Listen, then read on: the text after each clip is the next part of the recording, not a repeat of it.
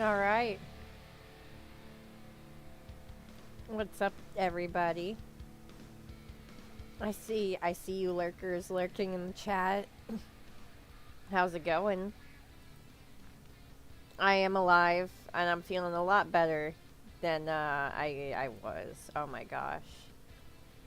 Oh yeah, hang on. I'm kind of so give me just 1 second actually.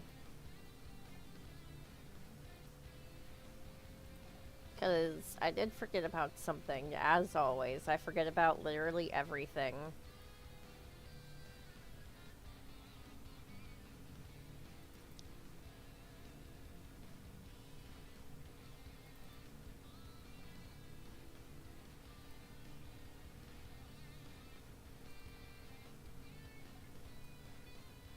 Oop, and I'm of course really big.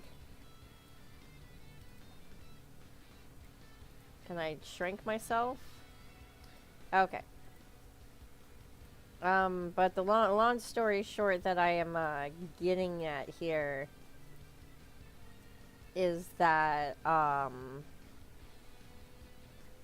think my new little PNG tuber is the problem here, unfortunately. So, why can I not move this around? Thank you. Drive me crazy.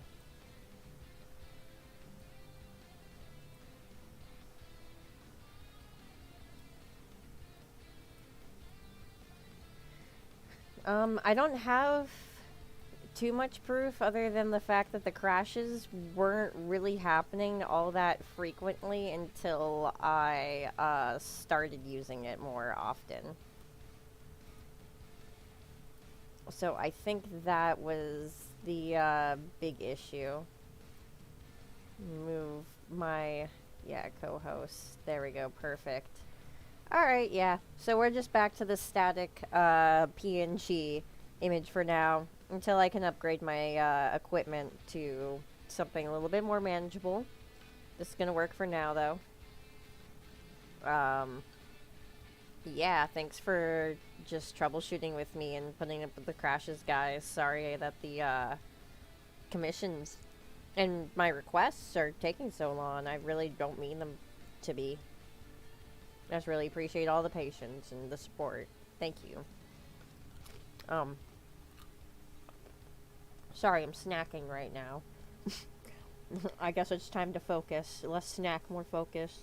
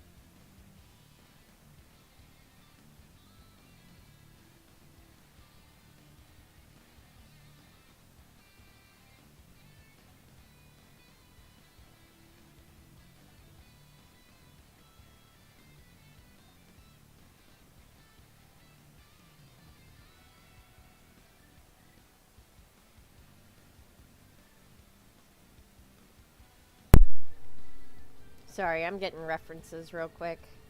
Apologize for all the dead air. Now my screen's less animated too. It's a shame. But, oh, I guess I will take the opportunity to mention the Ko-Fi. I updated it, so now my donation goal matches the amount that I will need to help get a new PC going. Because this is not going to work, unfortunately. There we go. Perfect. I can work with this. Just have to change a few more things.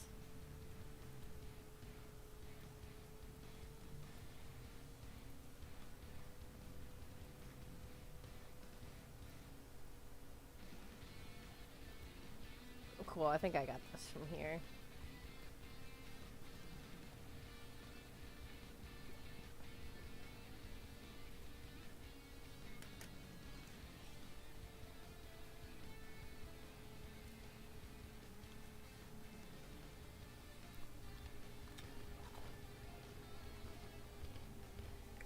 Oh, hey, Zachy.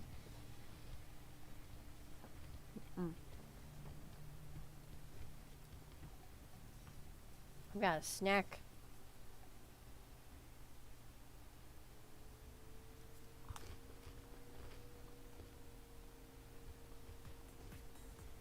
Mm.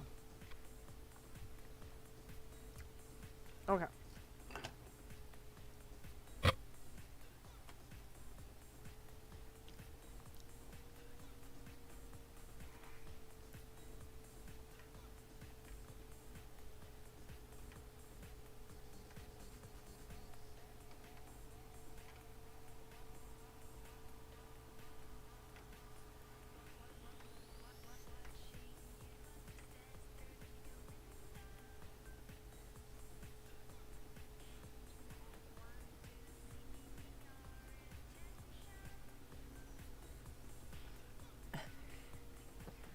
I mean, that door was so dramatic, it was hard not to see.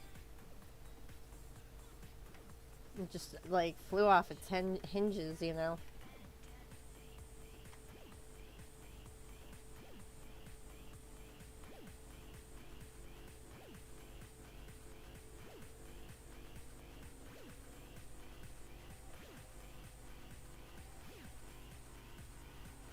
Nope, and then there's Crash.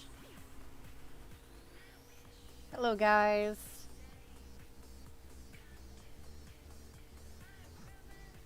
Yeah, we're back. I'm doing better.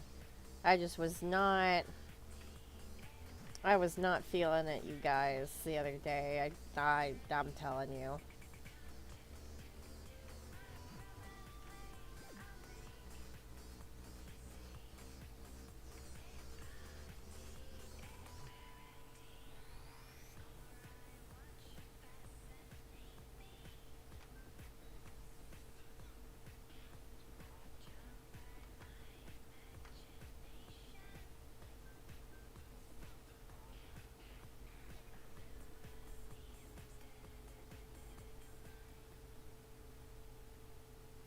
Yep.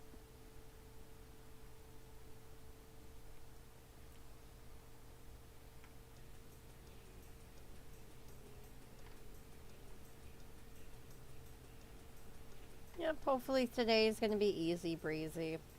Oh yeah, and as I was saying before, yeah, no animated, no PNG tuber today. I think the PNG tuber program I'm using might actually be a part of the problem.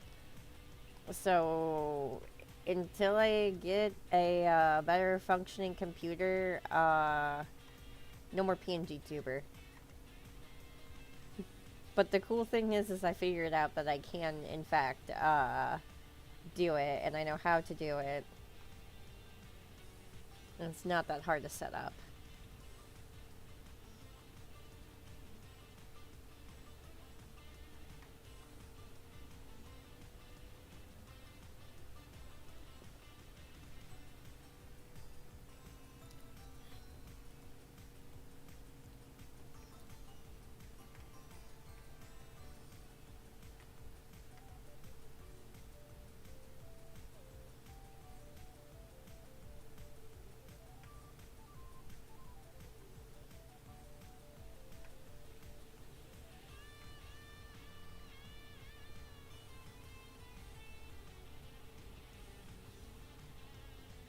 Yeah. We'll see what happens. I'm hoping I'm correct.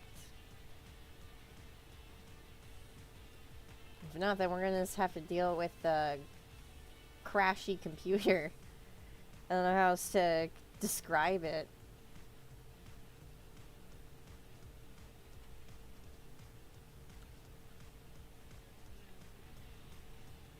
I did change the donation goal on the Ko-Fi though to now reflect the budget I will need to buy myself a new tower because this is not working. I can make it work, especially if I find the more I find little things like that, but you know.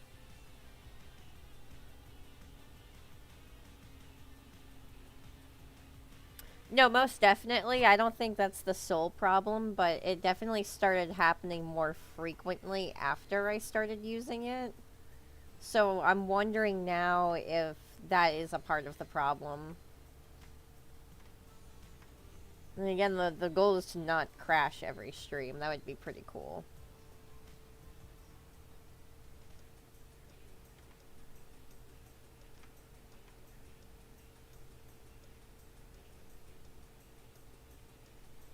One of this plated.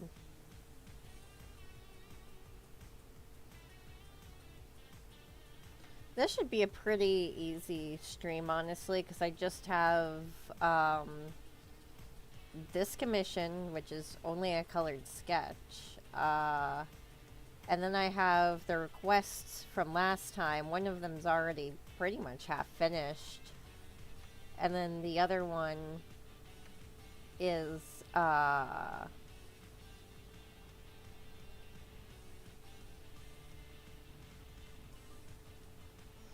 well, it's escaping me. Oh, and the other one shouldn't be that hard at all. I just have to contact Grim when it's time.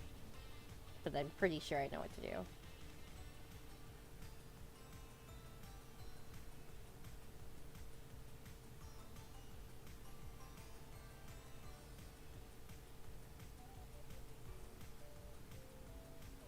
Pretty sure these guys only have 3 fingers.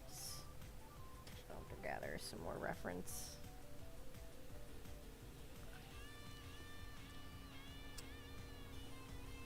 Oh, hey, Grim. That's funny.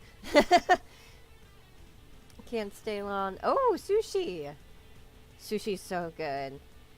I actually had a really good poke bowl the other night. We have this great poke bowl place by where I live. Like, one of my favorite things right now. Oh, so wait, do they just have the 2 fingers? They do just have the 2 fingers, that's right. But it makes things a little easier.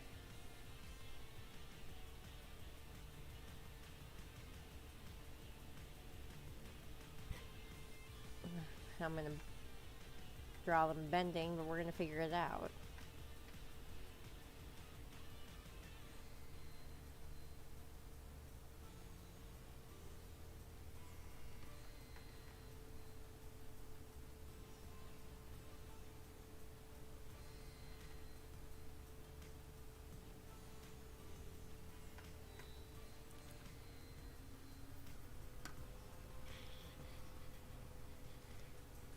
Ooh. Shrimp papayas roll sounds really good right now.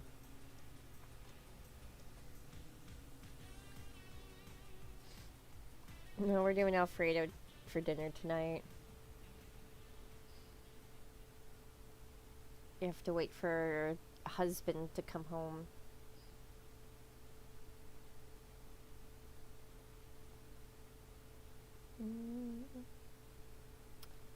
Alright, that's pretty good so far. I know they wanted the gun here. Like, they wanted her holding the sniper, but I think I'm gonna, like, hold off, honestly, for a minute. If they don't get here before I'm done, with Zaki, I'll just DM them about it, see what happens.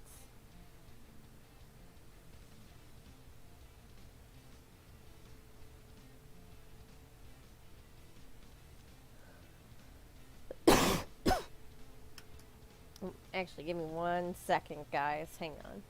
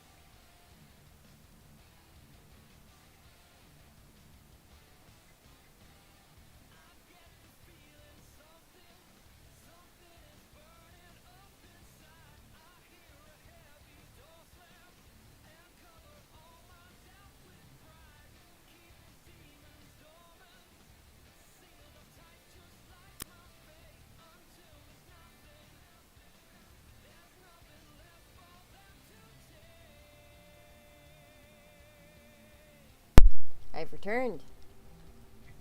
Oh, thanks, Grim. Have a good one. Enjoy your sushi, man.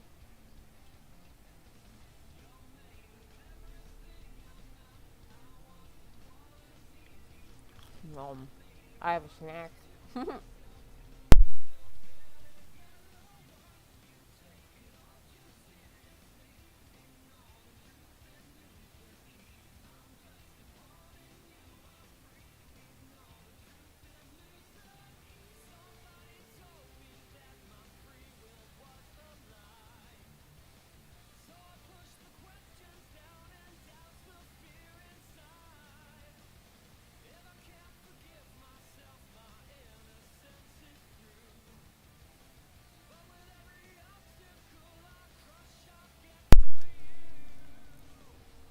Sorry, I was just enjoying a little bit of my intention-bearing snack there.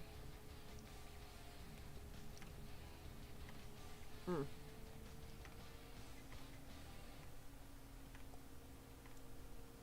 I do still want to do Neopets, honestly, because that's just such an easy stream, you know? In fact, actually, I could always do that on Monday instead.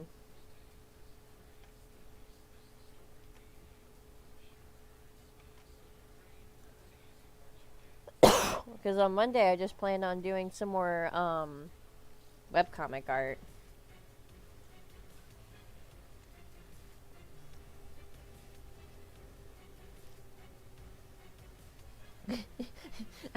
I heard that from somewhere. It might have been from your stream.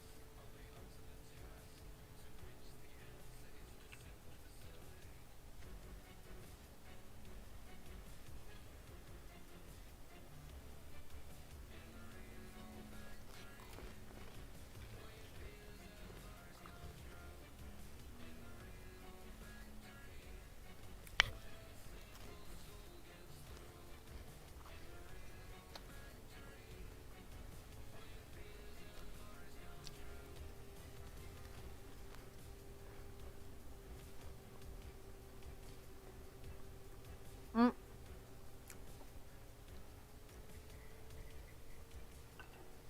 Is that where that came from? Proto's the spawn of, like, so many great memes, honestly.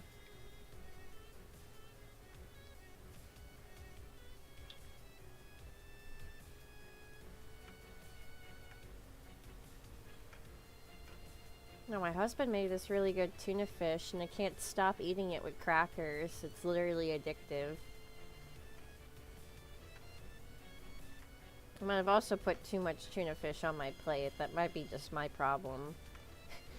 But it's still really good.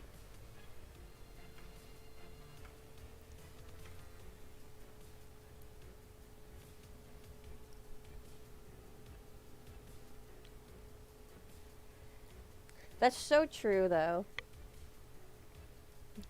I don't know if I if I've told the story about how he became the king of Fort Lauderdale, even though he's never been. It was like during the time where we just kind of started like hanging out, and we were signing up for one of those like magma like websites where you just kind of like draw together on an open canvas. And it wanted him to put in his like hometown and address and stuff like that. And he's like, I don't want to give them my hometown address. So, you know, I, as the humble Floridian, say in response, just say that you're from Fort Lauderdale. No one's gonna come fuck with you. And I don't know how that evolved into him becoming the king of Fort Lauderdale, but it did from there. So, yeah, Proto is the king of Fort Lauderdale, if you must know.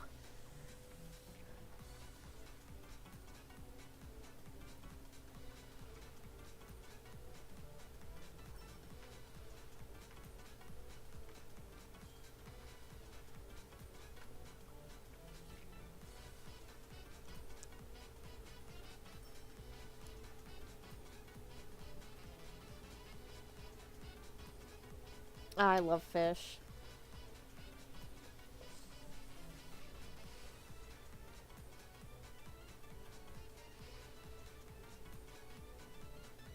Sometimes I understand why people don't like fish.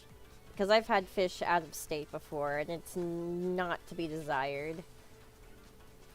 And, I don't know, some people just don't know how to make it. Even, like, restaurants, they don't do it right. So, like, that and also the flavor really is one of those things where you kind of have to have, like, a taste for it.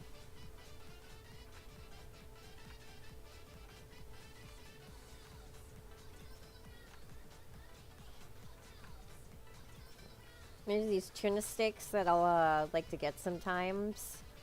And the way that I'll bake them is, well, first I'll sear them. I sear them on each side, and then I'll bake them all the way through. And I use the seasoning on them that honestly makes them just taste like chicken, and they're really good.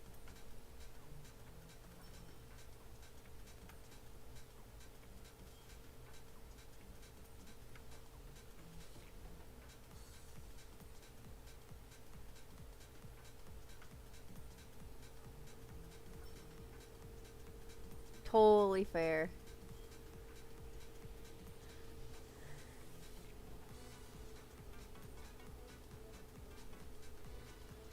The Peggle Queen? How, how does one become the Peggle Queen? Well, I mean, you just said you 100% in the game, but still, that's awesome.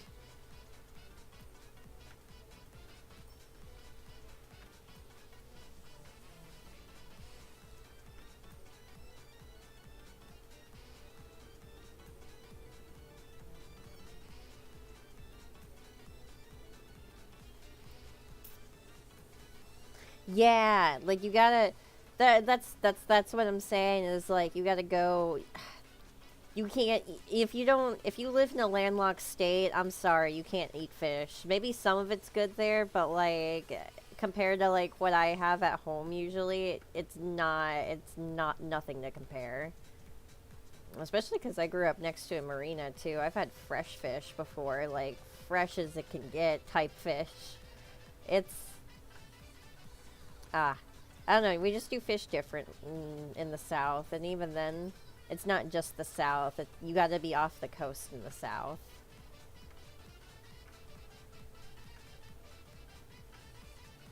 But again, it's always an acquired taste, even if you have the really good shit.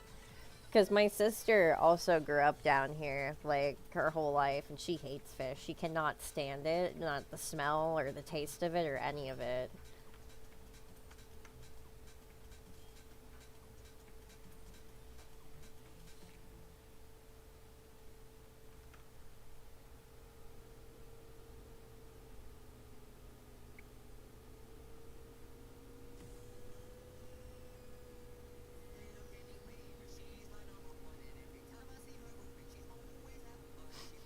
Yeah, that's all. It's also a big difference too when you cook it in your house and like, ah, God. My dad used to make swordfish, and if you know anything about swordfish, it's really if you like fish, it's really good. It's just got this like nice meaty taste to it.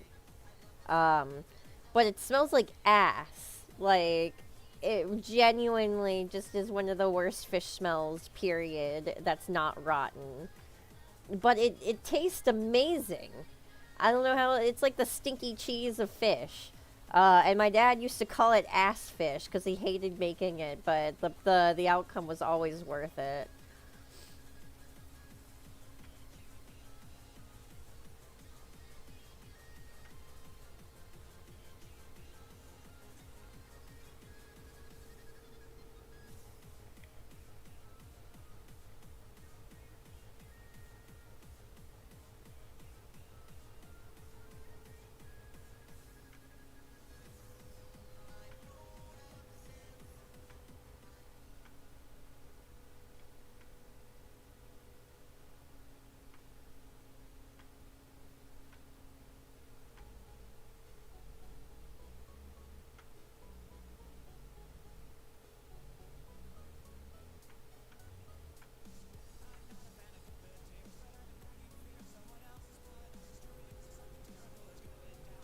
Noted.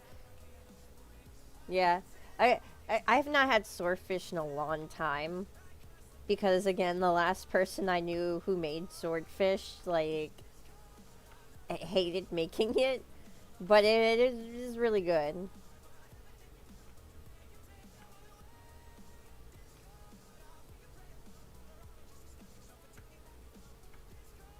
I've actually been having a lot more fun, like, making food in the kitchen recently.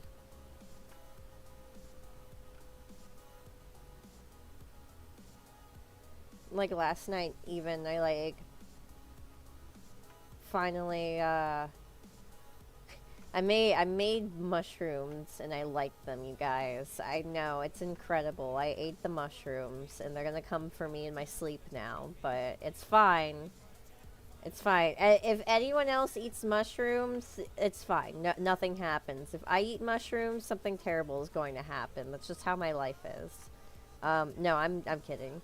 I like mushrooms now, and I made them for the first time last night. They were mozzarella and artichoke stuffed mushrooms, and I air fried them, and I made some mashed potatoes and meatballs with them on the side. Those were incredible.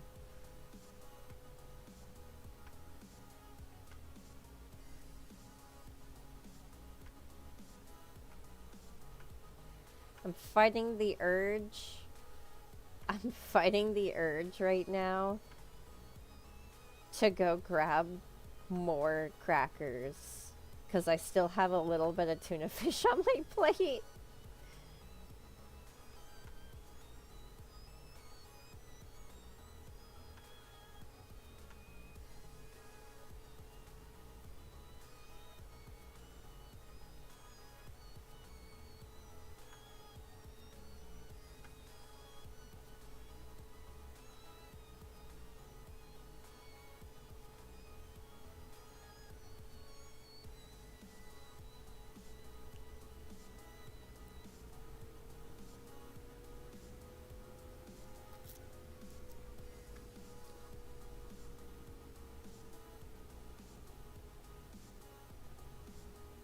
Let's start sketch work.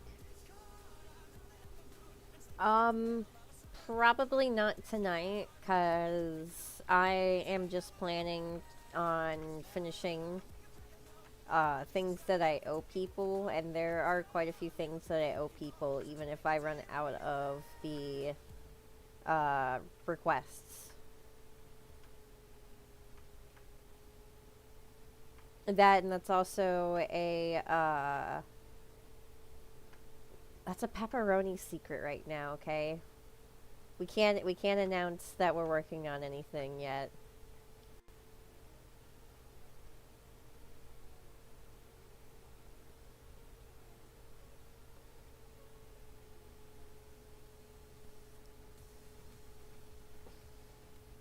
I promise, guys, this mystery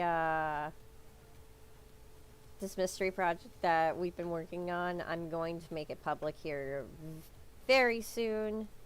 We're just kind of ironing out some more details, and once I do have it a little bit more ironed out, I am going to open up open beta testing.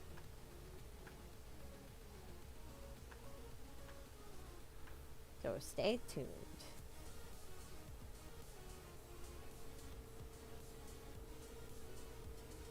Oh, you are? Okay. No, I guess I just read that wrong. Sorry.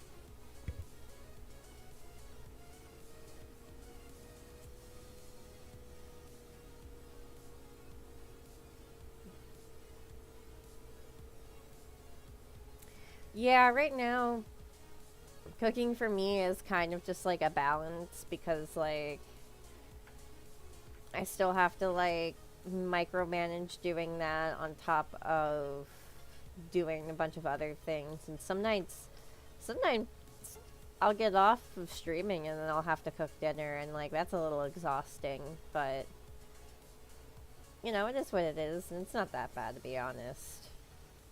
Making it work. Like I said, I am making the husband come home and make a late dinner tonight because I am not doing it. Like, you want chicken Alfredo tonight? That's cool. I'm streaming. No, I'm kidding. We don't talk to each other like that. But, just more or less like, sometimes it's been a lot more fun recently because I used to not be able to, like, do that at my, previous living situations. And now I just have, like, all of the freedom of the world in the kitchen. It's so pleasant, you guys.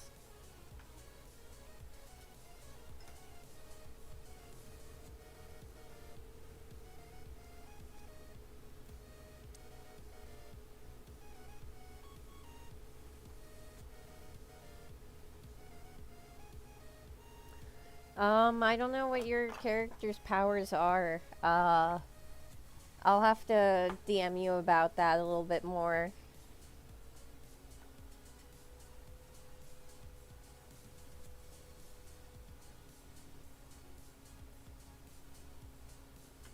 Wait, are they supposed to... Oh, okay, they do function like gloves, so I'm gonna do this actually.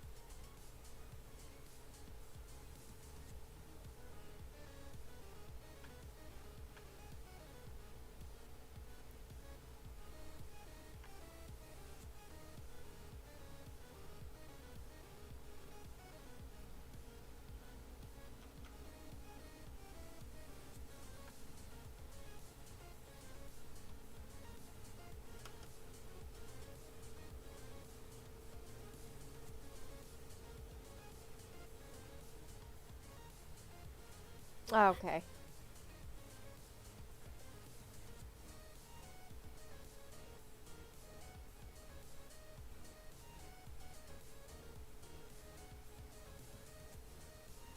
Oh, yeah, I never got to respond to that.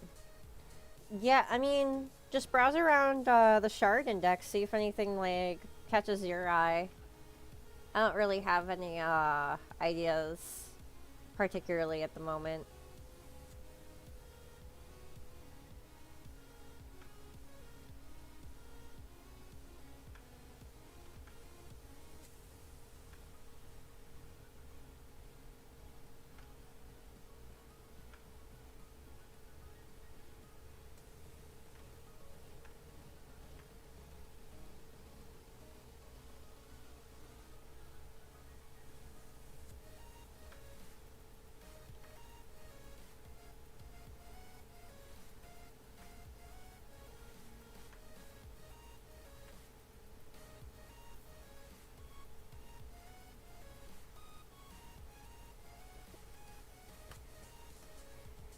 Alright, you guys are gonna hate me. I'm gonna get more crackers. I'll be right back.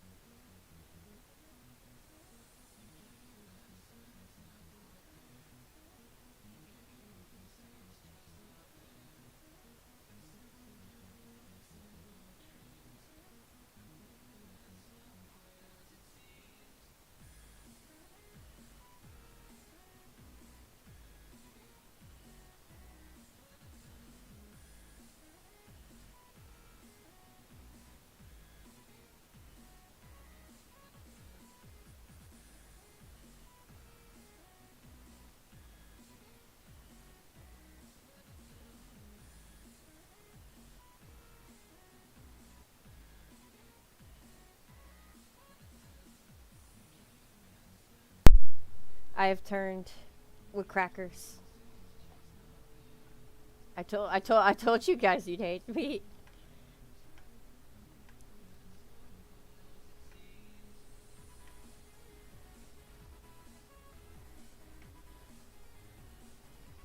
If only I could share the joys of this tuna fish with y'all. Oh wait, actually, I should probably.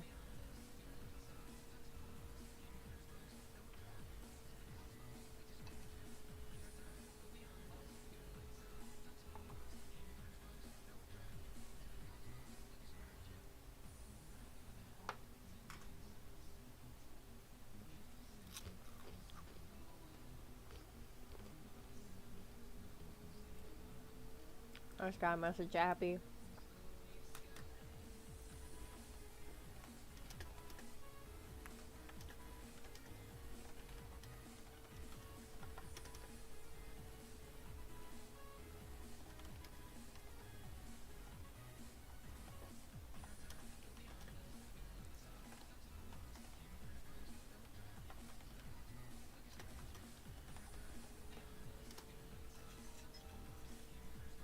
There we go.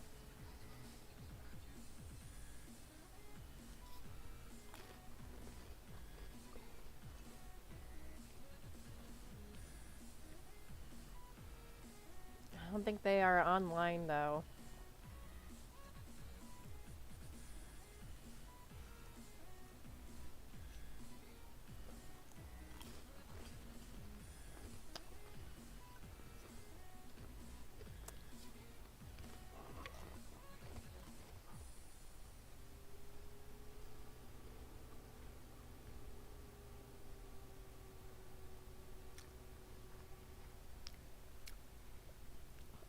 Oh my god.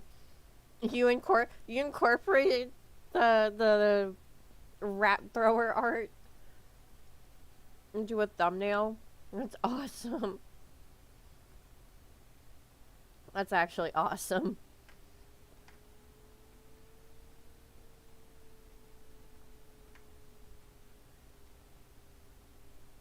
Just really cool to see my work being used like that.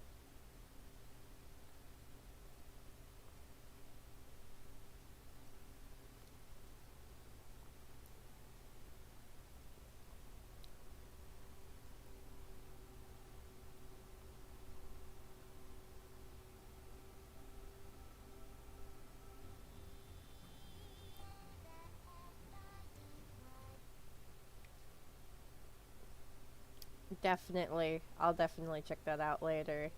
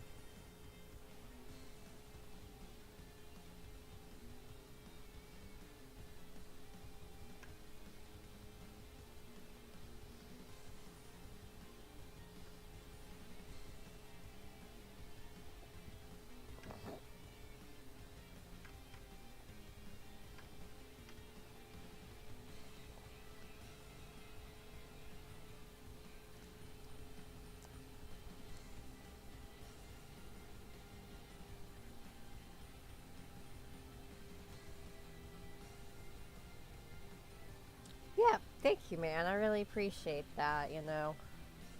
I think it's good, especially like in a community like this. It's just good for like everyone to kind of just like take time to like uplift each other.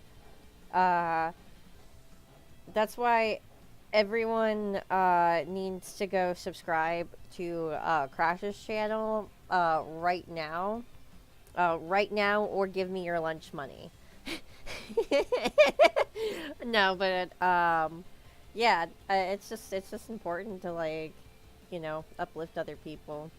Otherwise, little guys stay little forever, you know.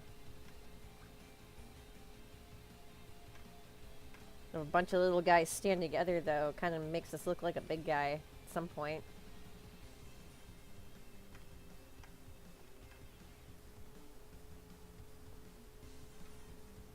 I'll give you my lunch money. You can't subscribe to yourself. I mean, wait. I mean, I guess you can if you have 2 channels, but still.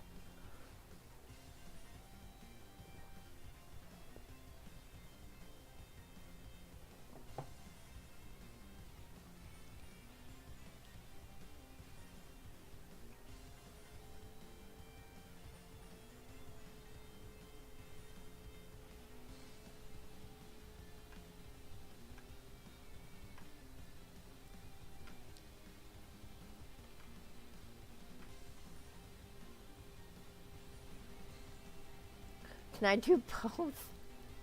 Why does everyone want to give me your lunch money? That wasn't supposed to be effective.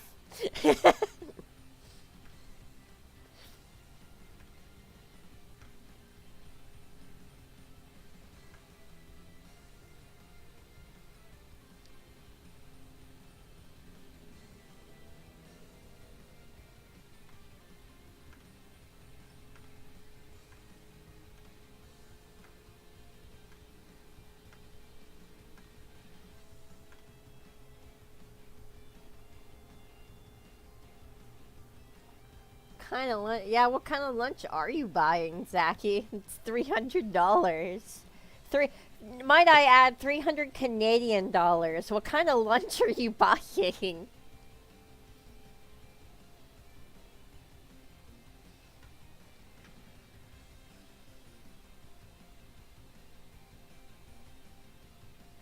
Yeah, I gotta wait to see what Abby says. Abby's offline right now.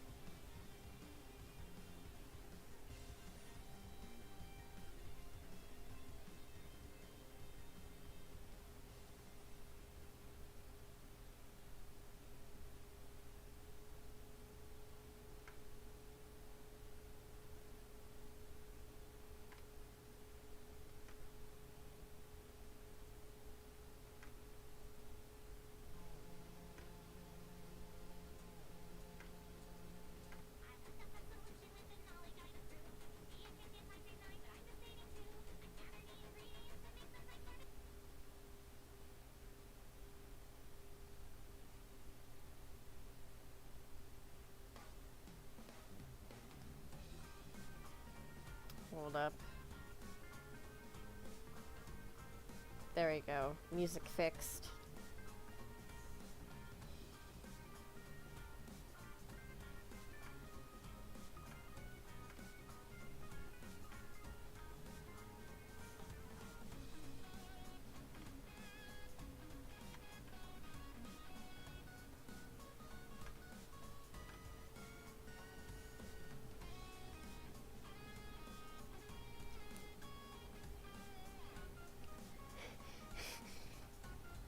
Golden Bowl. Yeah, the Golden Bowl is probably why everything's so expensive.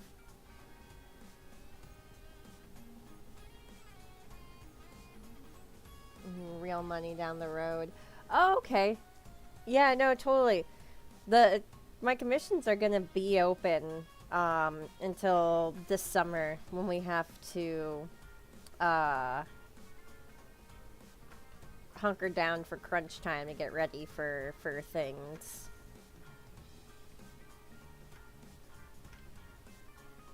Because I guess I will say, because it's a little less of a surprise, and we should probably start talking about it now. The summer festival is coming back to the Discord server. So there will be mini games to play. There'll be events going on. And of course, one of the games to play is the big project that we're talking about.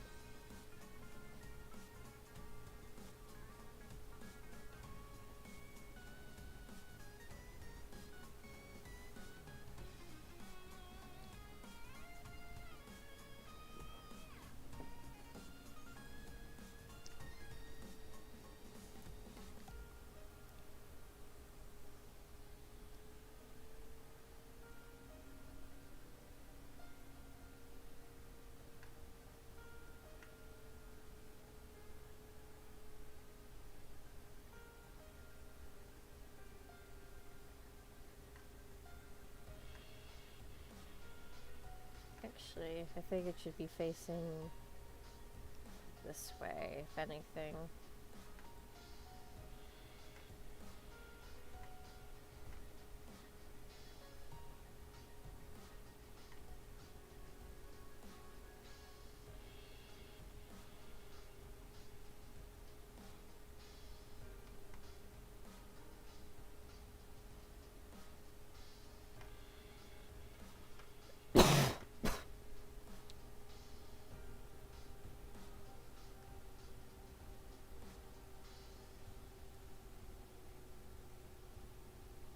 Ooh.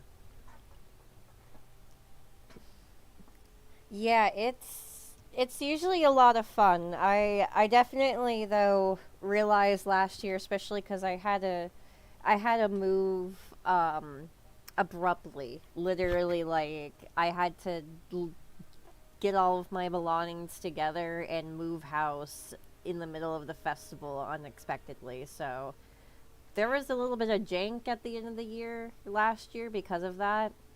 This year, I'm hoping things are going to be different because I am in my own place and I am safe and stable now. Um, Not that I wasn't like safe before, but like it's just like I don't have any threat of having to like abruptly move my entire life somewhere else anymore, which is really cool. Um,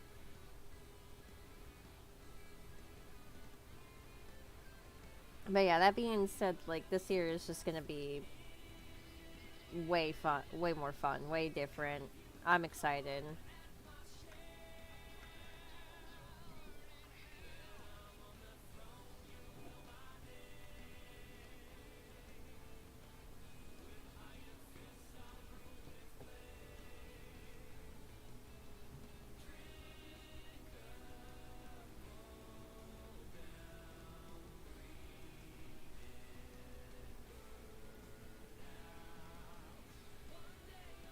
Um, Shoot, yeah, I'm kind of stuck now because I don't know if they want Zaki to have the cannon arm or not.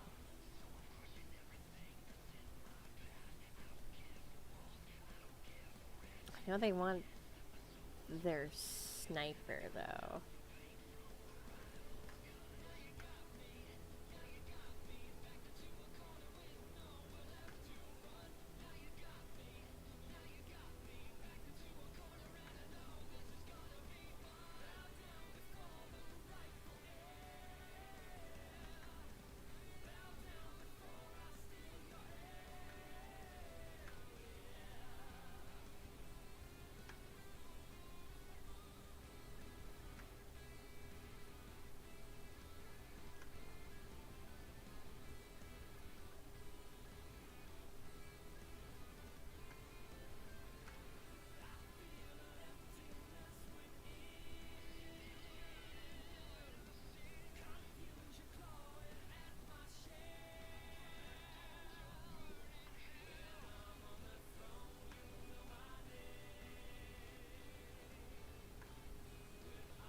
Hmm.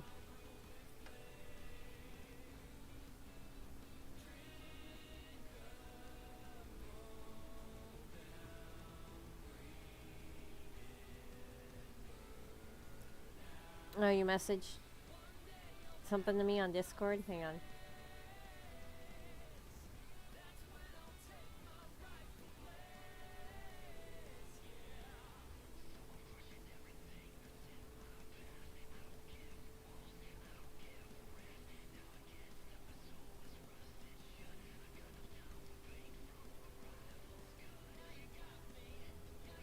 Oh, oh, oh, oh. Thanks. Yeah, right now I'm just checking through the references that they gave me, so I know if I'm missing anything.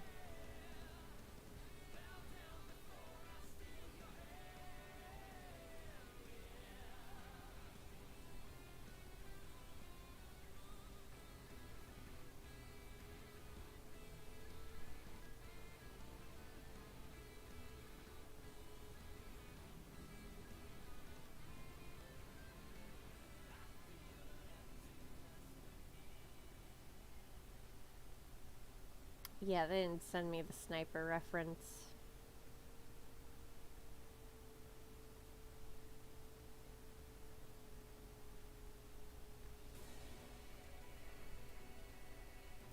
Oh, wait.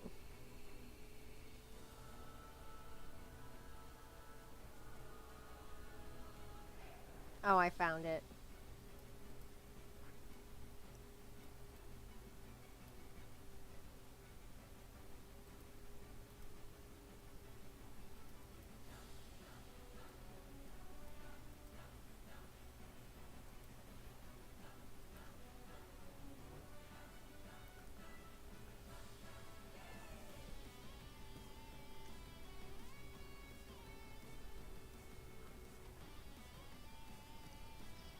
Yeah, I found the resource they sent me. It was buried.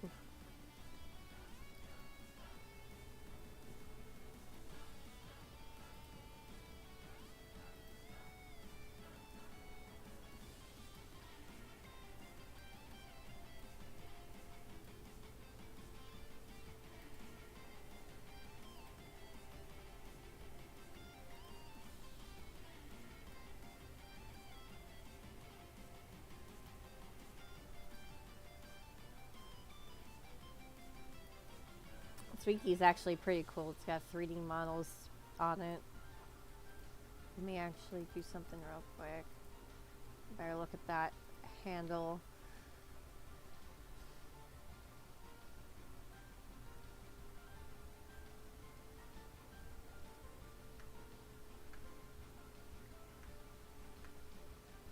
And we're gonna find out really fast, guys, why Ace doesn't draw realistic guns.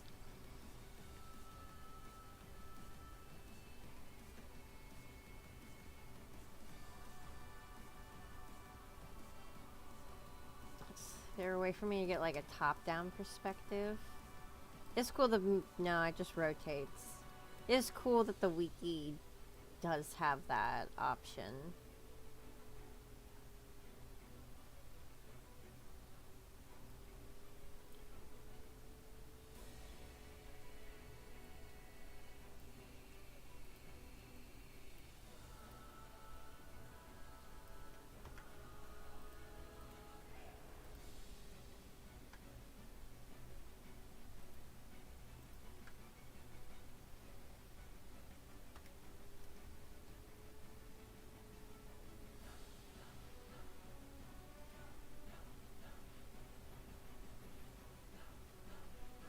Honestly, that's kind of better.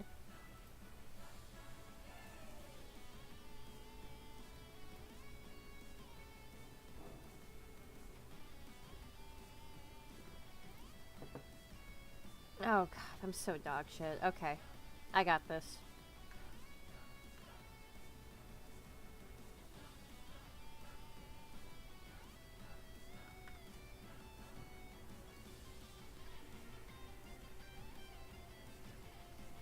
No, yeah, they're not like super realistic, but they're much less cartoony than the guns that I typically make. I'm just gonna start with some shapes.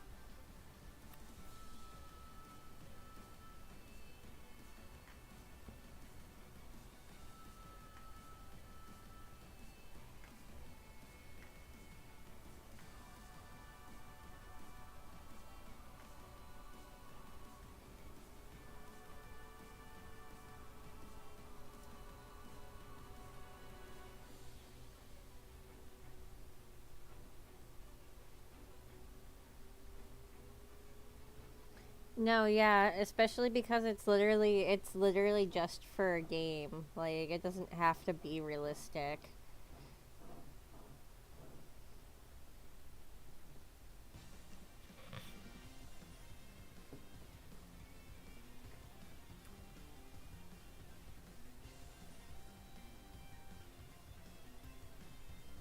course, there's a scope on it.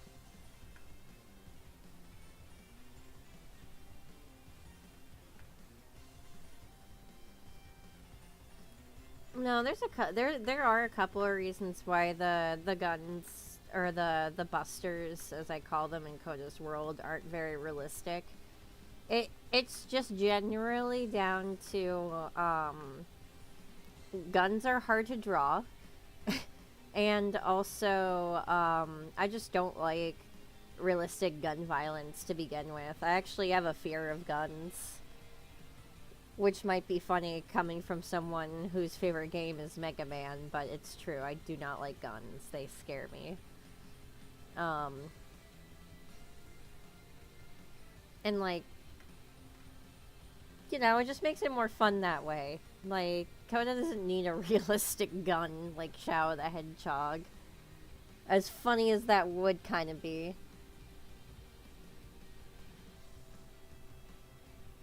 I cast Fireball! Yeah, really.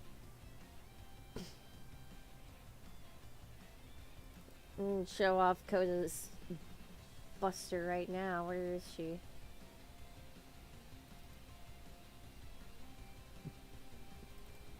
See, there it is. That's it. Gun. And even then, I have a better picture of it.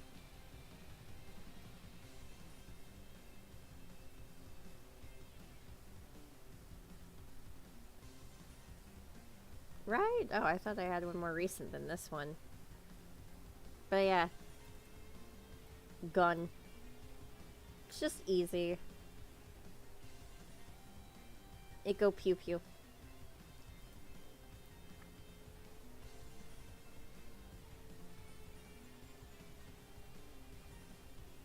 Wait, where's that one piece I did of her?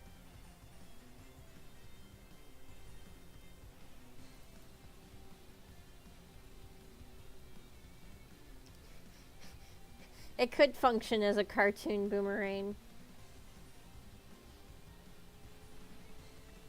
It is oddly foreshadowing of you to say that. Where is this piece? Oh, there she is. There she is. Boom. This is like the most recent like version of it.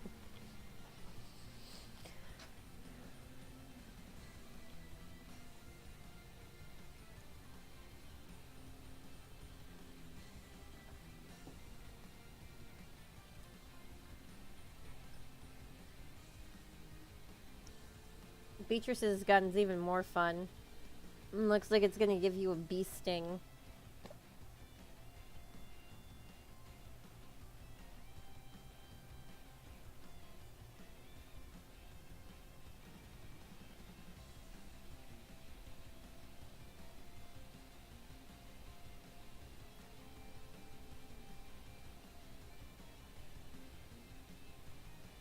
I don't know how to snipe a rifle.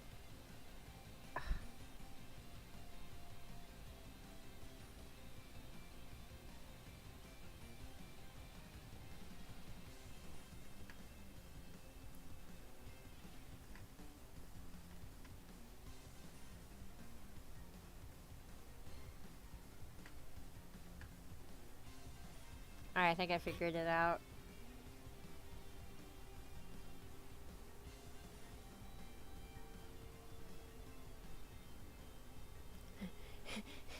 Well, yeah, to be fair, that was the old comic style. I'm pretty sure that's also the same page where Dr. Roca asks for bleach in his coffee.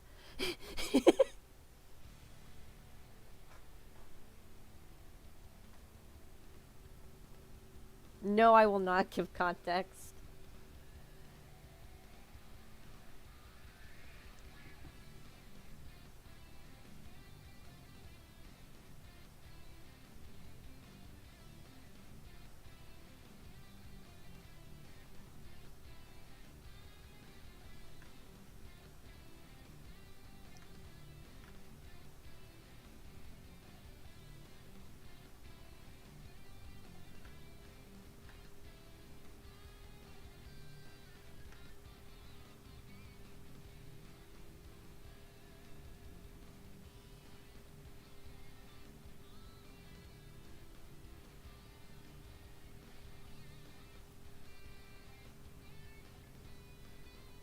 Man.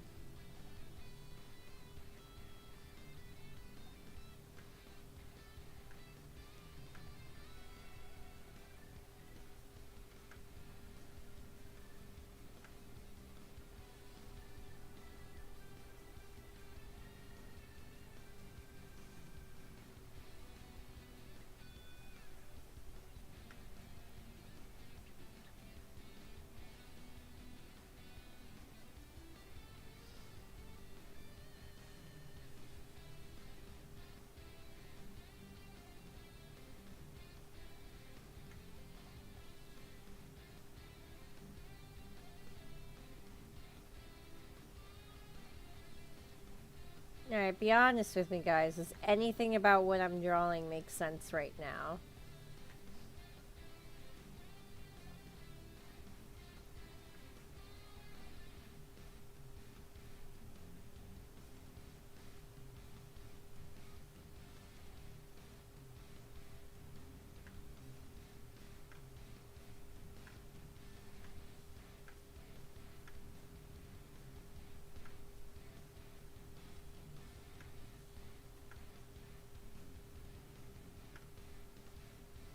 Even though I think I'm looking at that angle wrong.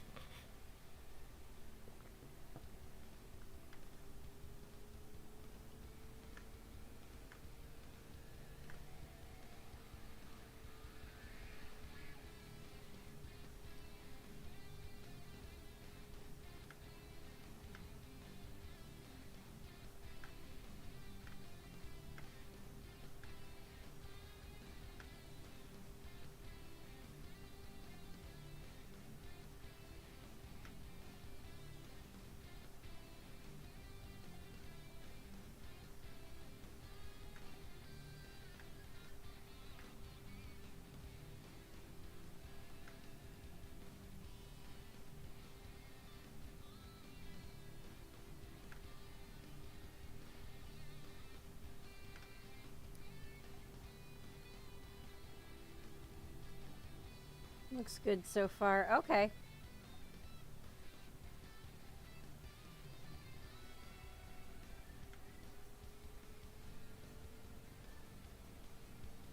I'll hear you out on that.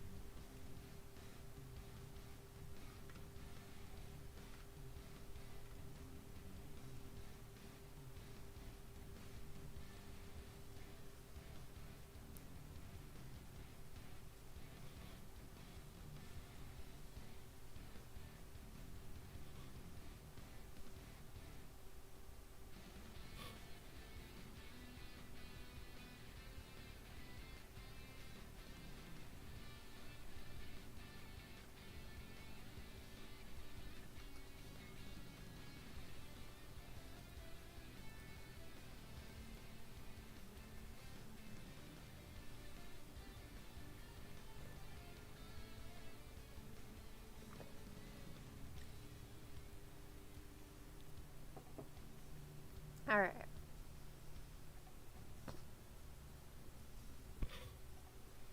So now I am locked into a stalemate.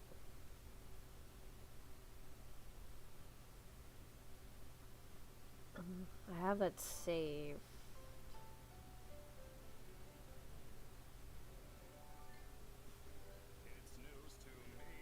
Hmm.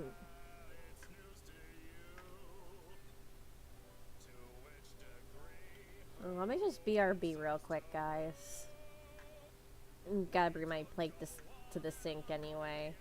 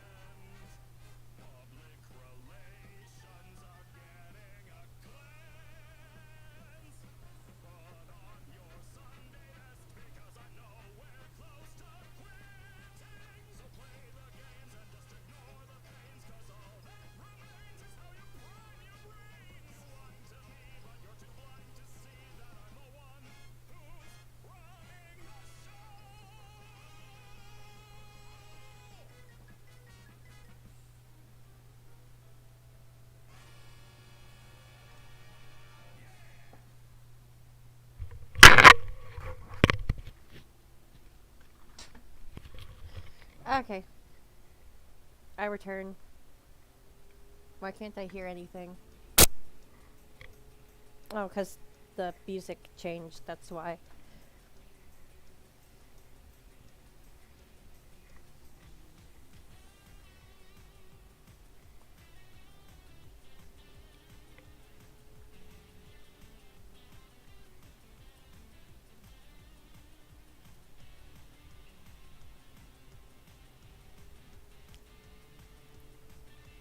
Alright, well.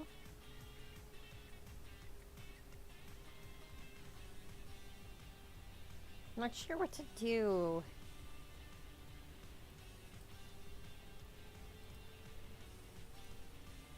Because now we're at a point where I gotta wait.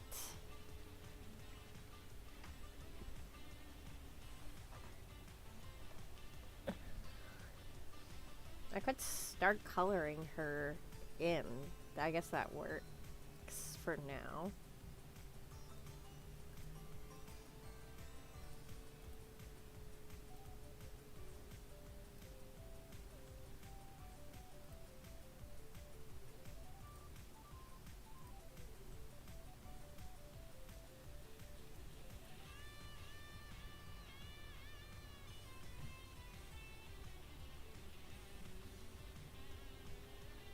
Welcome back, Crash. And, yeah, you can show me, Zachy. Go ahead.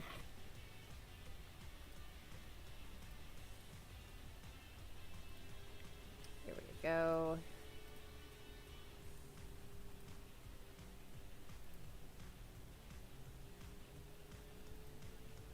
And then I gotta just pull color reference real quick.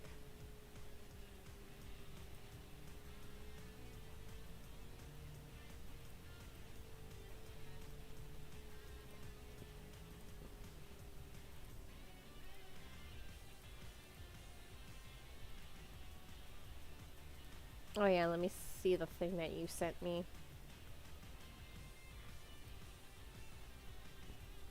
Okay, that's cute. That's really cute. That works. I think you should go for that.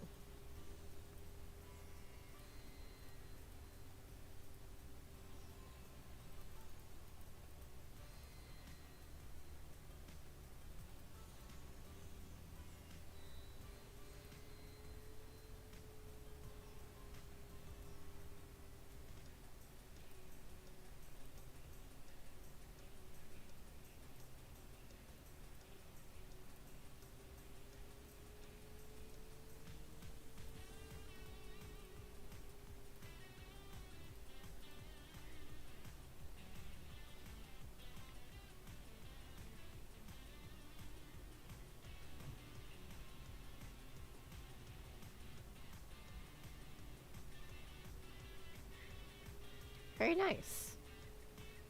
Yeah, it'll be cool to see what it looks like when it's done.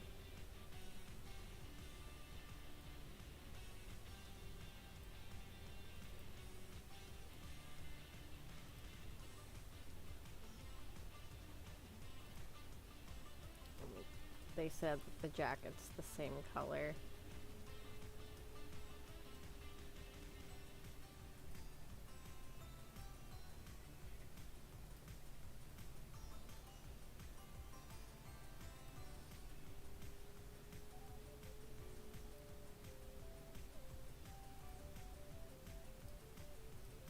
And then I'm gonna cheat you guys.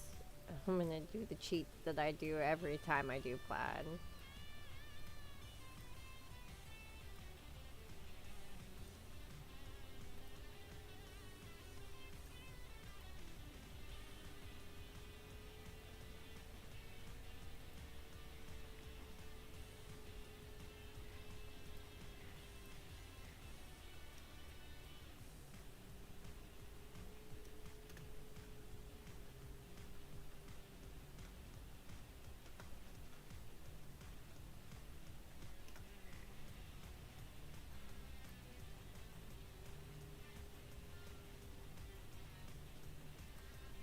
Make sure I get the right type of plaid because there are different types. I just accidentally opened up the help window.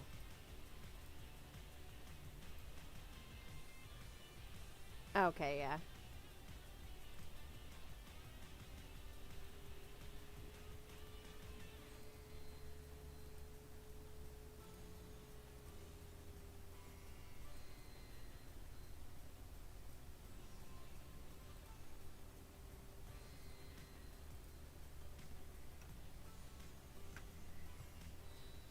And then boom, suddenly I have a plaid skirt.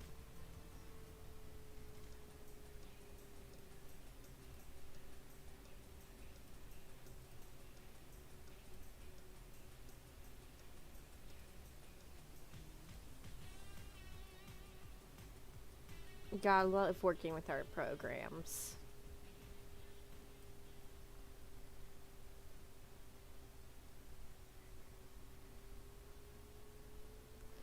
Yeah. That is actually how Chowder was animated. Um, really, really fun fact. I actually really love talking about this, but like, they would have like, so the whole background would be mapped out with different textures where the characters would go.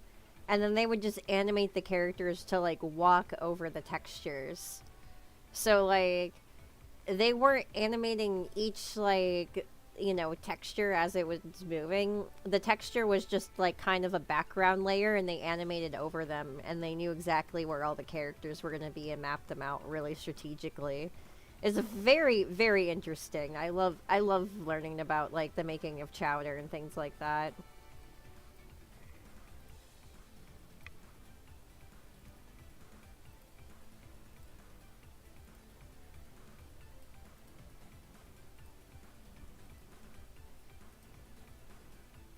That whole show was done in Photoshop, by the way. That's also one of my favorite facts about it. They animated the entire thing in Photoshop.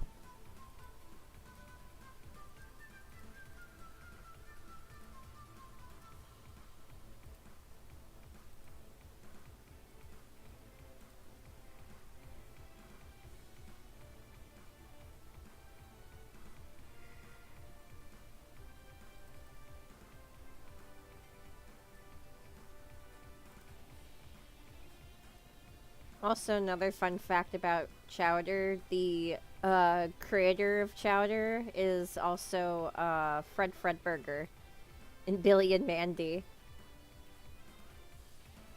Like he literally created the character and voiced him just for the show.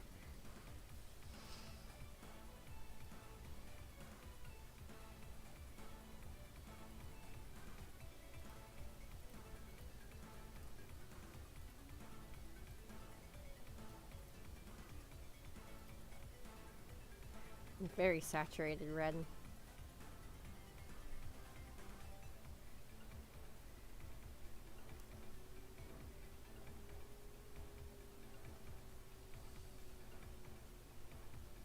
Yeah, see, yeah, Green Bolt. Absolute legend. Hi, I like nachos.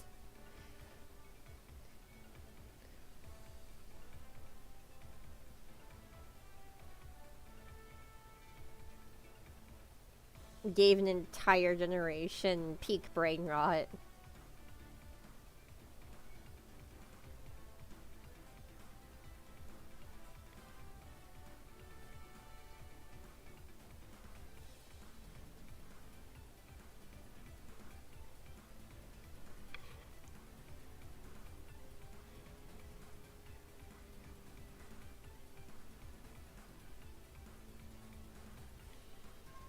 I feel like that's peak brain rot on top of like anything that Ed from Ed, Ed and Eddie said. Like, period.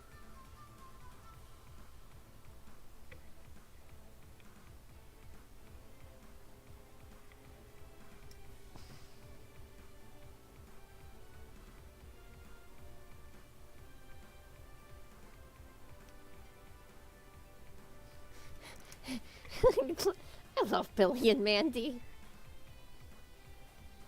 That's one of those shows that, like, I don't know if I would be the same without. I'm really happy I grew up with it. Do you know Proto hasn't seen Billy and Mandy yet? I think we need to change this. I just haven't had time to have a community night in the server for a minute.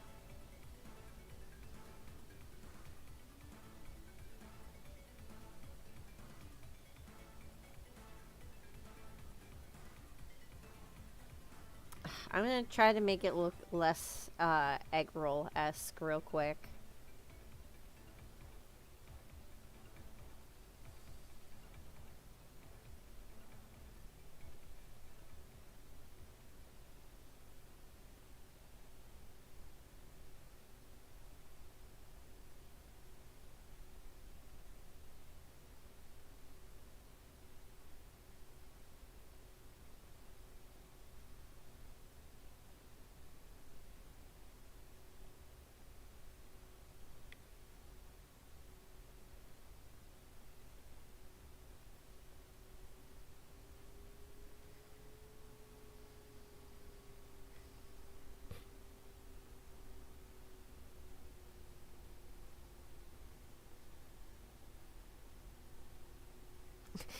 Clockwork Orange him into it. No, stop! I beg of you, please. that's special.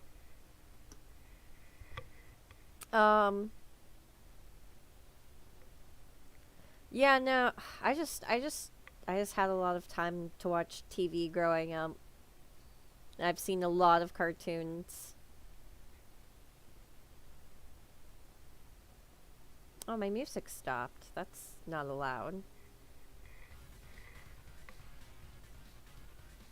There's a lot of obscure stuff I've seen.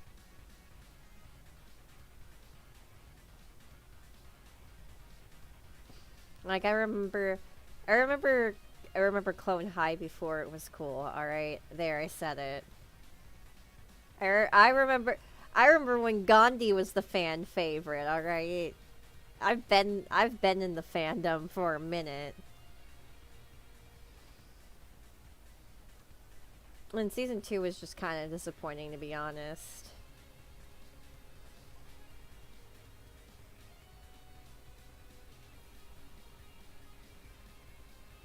Oh, it's the wrong pen.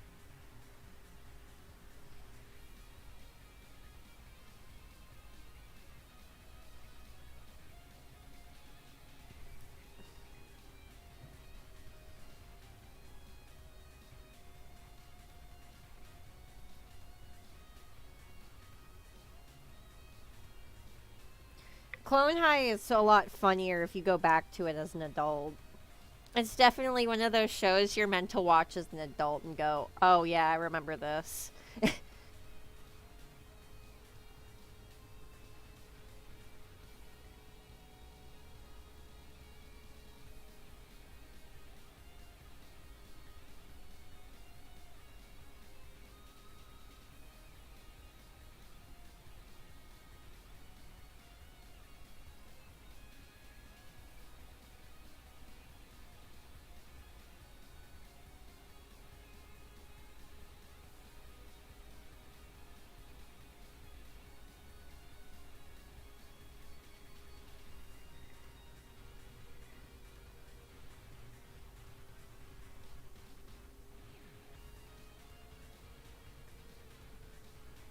did you see that pool? They flipped the bitch.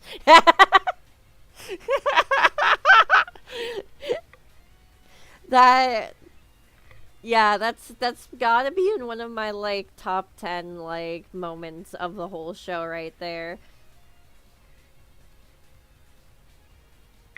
That whole episode is honestly like S tier.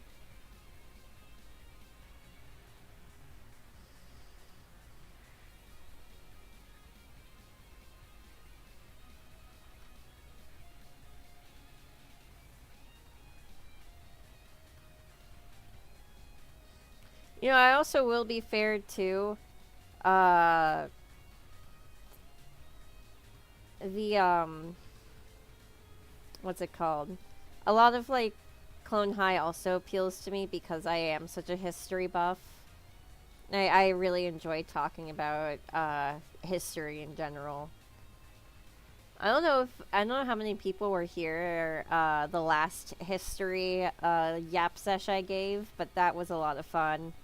I told the story of the exploding bishop with Proto. If you guys don't remember the exploding bishop story, don't worry, I can tell it again.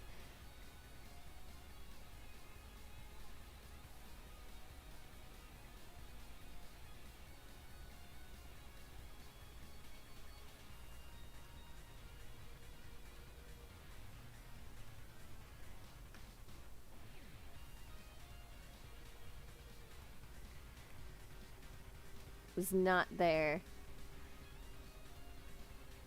History is a great topic. Yeah, it's just fun to retell stories of the past.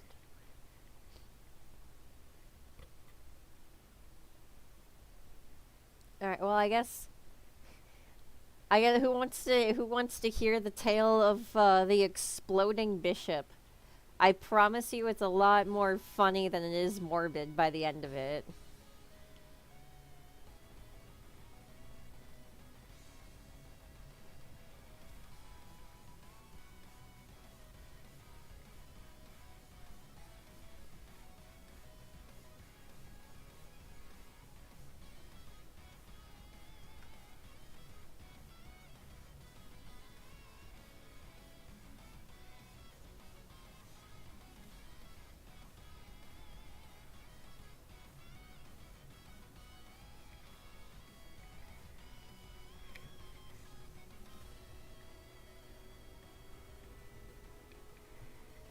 Okay. So, let's go back. Let's go back to the early 1800s. It's St. Augustine, Florida. There is a famous bishop who resided here, who would give out his speeches. Lots of people around the South knew him. They loved him. One of those type figures. Um, and unfortunately, like many people do, he dies. And, long story short, a lot of people really wanted to be there for his funeral. But because this is back in, ye olden days, there really weren't many options for travel that were fast and convenient. So, while the city of St. Augustine waited for everyone to get there, they had to figure out how they were going to keep this bishop looking, human like for the months that it will take people to get there. So first things first, they tried to chuck him on some ice and keep him cold that way, but that really was only so effective because, again, it's summertime in Florida in a time and place where there was no air conditioning. Just was not a thing, period. Um, so they had to scrap that idea. And then they tried to just douse him with a bunch of different like chemicals and perfumes and stuff to make him look fresher. And obviously, if you know anything about historical bombings, instead of using fluoride like we do today, they would use arsenic to embalm bodies with in those days. So that did not work either. So what did they decide to do? Well, the only thing they really had an option for, they put him in a glass case and they vacuum sealed the entire thing shut. Um, and honestly, that actually worked pretty well. They didn't run into any more issues. They didn't stink real bad because it was vacuum sealed.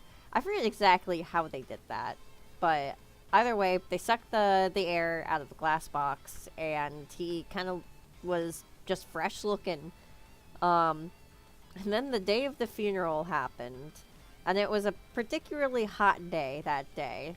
And now, guys, real quick, especially because I have a chemistry guy in the chat.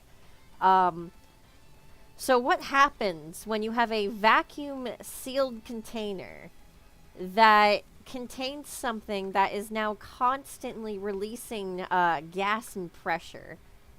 What do you think is gonna happen? Well, all of these people are gathered in mourning and all these nice fancy 1800s clothes. Um, I'll spoil it. At one point, there was this the hissing sound that everyone heard, and they weren't really sure what it was from. They all kind of just kept doing their thing, and then a loud pop rang out, and then the entire lid of the glass case came off, and pink goo went everywhere onto everyone. It was a disaster. And people talked about how to this day, like, you can still see it. I've never been to the funeral home that this happened at, obviously, because it's not part of the attraction. It was actually just a regular ass, funeral home. But it's been rumored that to this day there's actually stains on the wall of this funeral home from when this happened.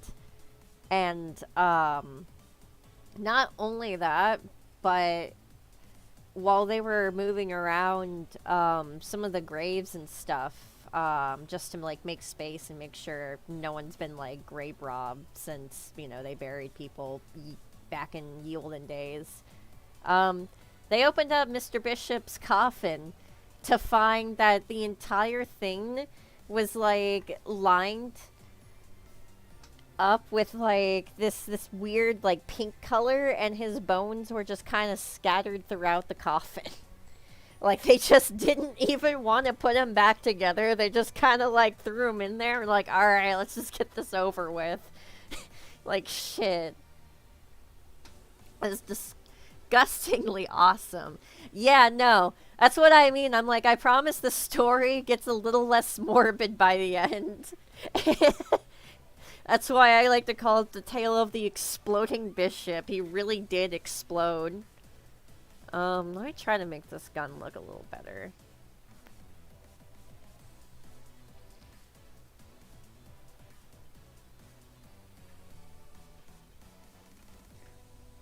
But history is just so interesting too, because like we can look back on that and go, oh yeah, duh. That's not gonna last, you guys, especially because it's so hot out. But they didn't know, and they didn't really have any other options because so many people wanted to come see him and be present at his wake with an open body, funeral. And then that's what we call it, you live and you learn.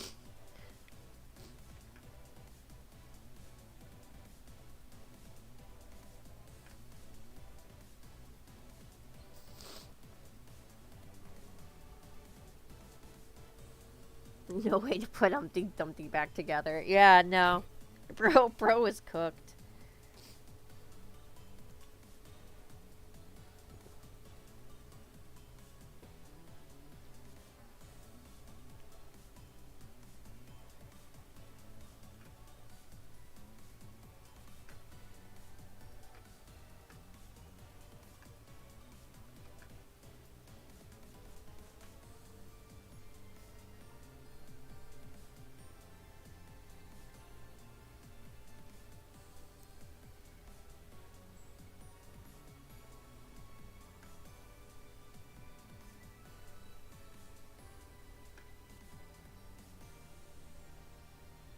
It's looking a little bit better.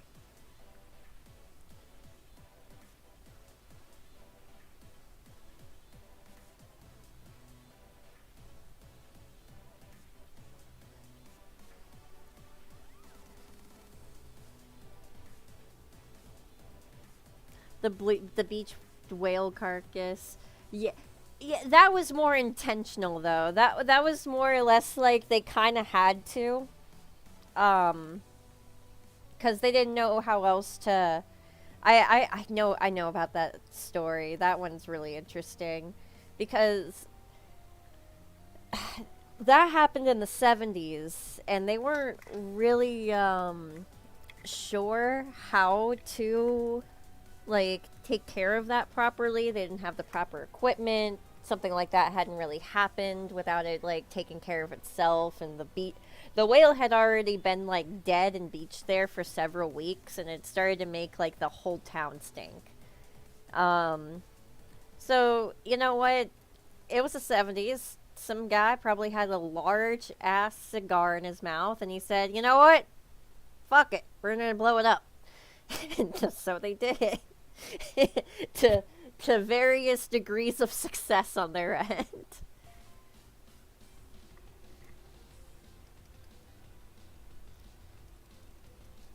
Force fed a foreign diplomat so many jello shots with some fake task to spare the poor guy. Oh my god. That's awesome. That's insane. I believe it.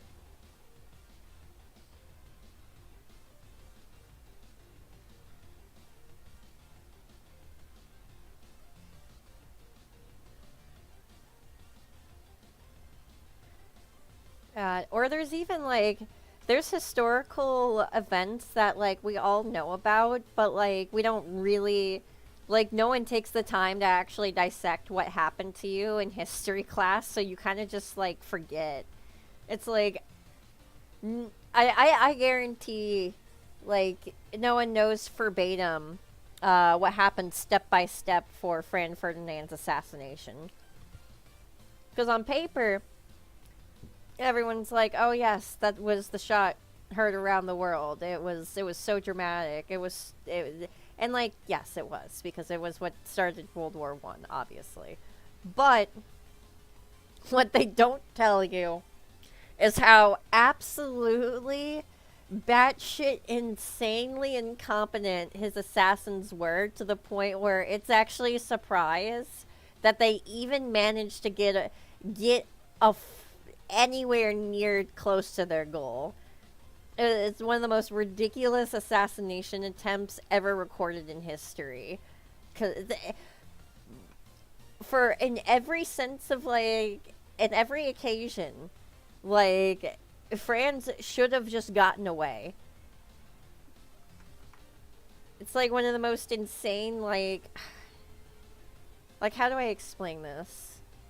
You know what? I am still waiting on the message back, so I will take time to explain this. Let me save this real quick. Hang on.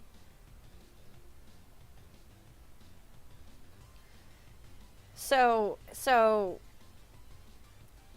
the plan was there are like we'll just say like there were about 7 dudes, all kind of just like plotting, to assassinating the Archduke for various political reasons.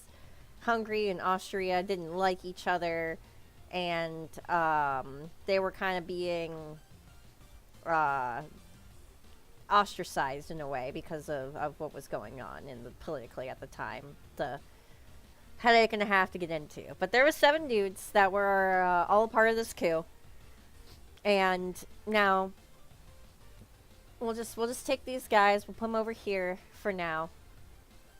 Actually, if we're gonna be accurate about this, I'm gonna take these guys, and then realize that I only drew 6 dudes, not 7. Throw them over here real quick. So the plan was the Archduke. He was be driving his car through this town to kind of, be there as like a diplomat, blah, blah, blah. We're gonna run street multiple times, right? And it was it goes way crazier than that. So, these guys, their plan is that they're going to shoot him from the window. Like, they're going to shoot him in his car from, like, a window, right? But first dude over here, he realizes a little too late that he missed his shot, so he tries to notify his buddy to take the shot, and he does, but he misses. So now suddenly the Duke knows that he's being shot at. So then homeboy over here, he also tries to take his shot, but he misses. And then here comes this guy who throws a bomb that they had lying around onto the Duke's car. And hopes to, blow it up. But actually what happened when he threw this bomb is that it bounced off of the hood of his car. Like, not the hood, but the back of his car onto the ground. And then the car behind them fucking exploded. So the Duke was fine. They just sped off. And best part about homeboy over here, the people from below had, that were watching the Duke in his car, like, in the goddamn parade that was supposed to be going on. They saw who it was who threw the bomb, and they chased him out of the building, and bro took two really, really fatal moves for his dignity, not for his life. He took a cyanide pill, and then he jumped off this bridge here. Now, you see, the cyanide pill that he took was actually expired, so it didn't work, and it just made him incredibly sick. And, worst of all, when he jumped off the bridge had no water underneath of it. It was actually just a shallow pool of like reflective mud because there had been rain. It hadn't been rainy, like it was the dry season. So bro was throwing up in a muddy ditch with broken legs of mild cyanide poisoning while multiple citizens came to kick the shit out of him. And so basically these two guys, they bailed. they saw all of that and they were like, yeah, no, fuck that. We're gonna die. Bye. So then here left bro. 18, it was just an 18-year-old kid at the time. And he kind of bailed too, to be honest. After he realized everyone was failing miserably, the rich guy, the Seven Stooges, good God. I know, and then you wonder how anyone managed to actually assassinate this guy. But, so, fucking, poor kid, he just, literally, he went in to go get a sandwich. He literally went into a store to go get a sandwich. Because he was just so done with everything, and it's like, I don't even know these guys, I'm literally just a kid, I just want to fight for freedom, blah blah blah blah blah. And now suddenly, while he's walking out of the store with his sandwich in one hand, he actually sees the Duke come around the corner because they were trying to plan out like a strategy that would take them to the hospital to go say hi to all the people that got hurt in the bombing. But they wanted to try to avoid anyone else that might want to hurt, ignore the futuristic car, by the way. I don't know how the vehicle Um, and they did this because they didn't want anyone else to get hurt. They were trying to protect them, so they tried to go through some back roads that they thought no one would be around. And it just so happens that this guy was walking out of the place with a sandwich at the right time.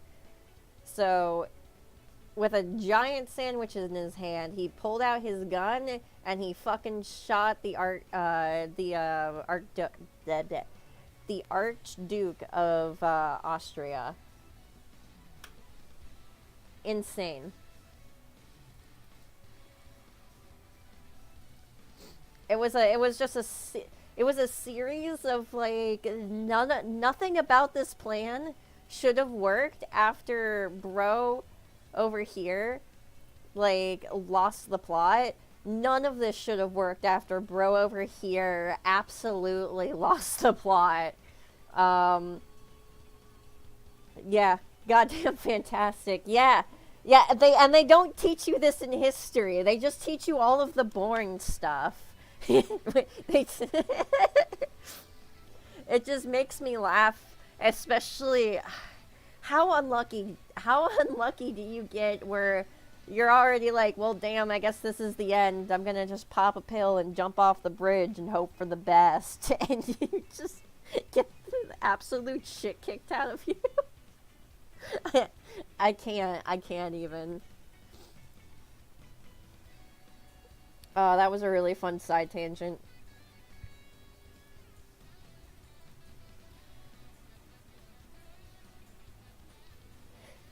Sandwich Guy is also very much part of Bridge Guy's D&D party.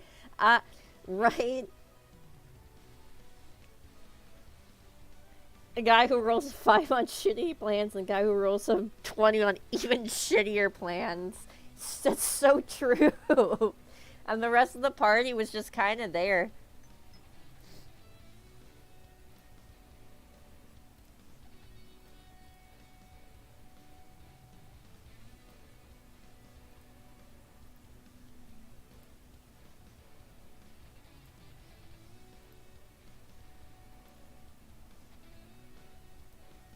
Yeah, honestly, bro's whole escape plan really is just like, okay, but what if I rolled a 2 and then a 4 back to back?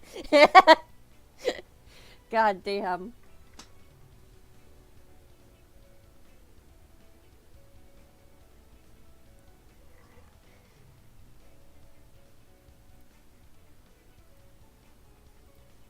Yeah, history lessons with Ace.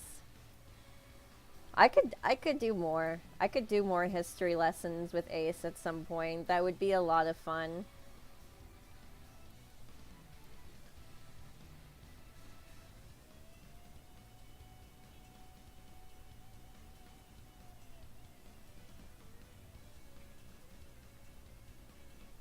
Especially people when I hear about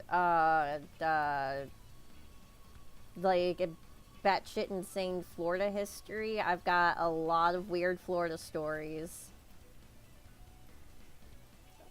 A lot of weird Florida stories.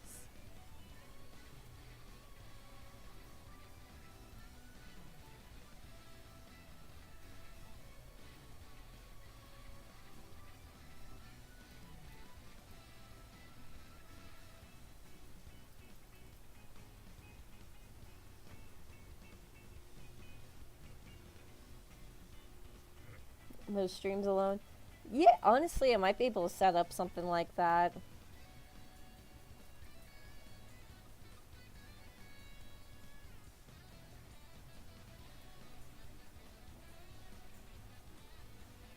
Cool.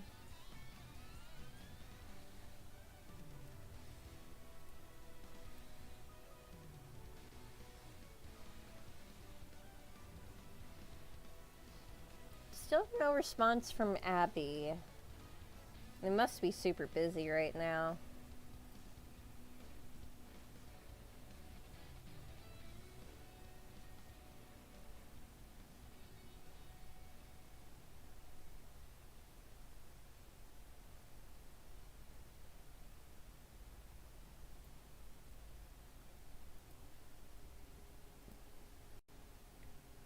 can always move on to one of the other things I'm working on. Give me a second. Got the hiccups.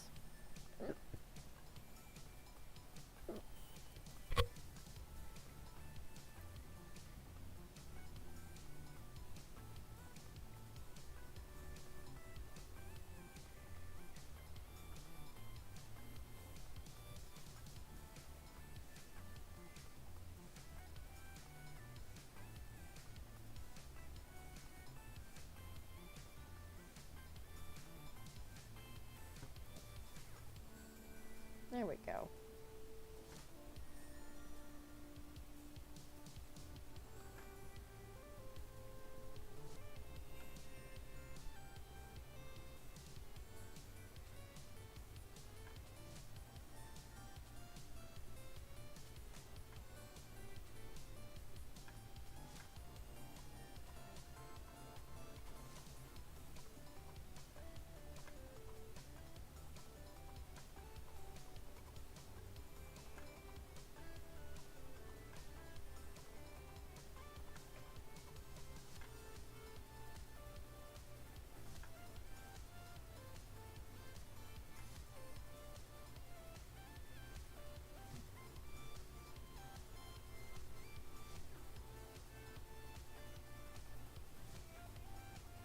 Okay.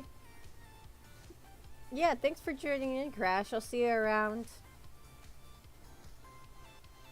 Be streaming again on Monday, so I'll probably see you then.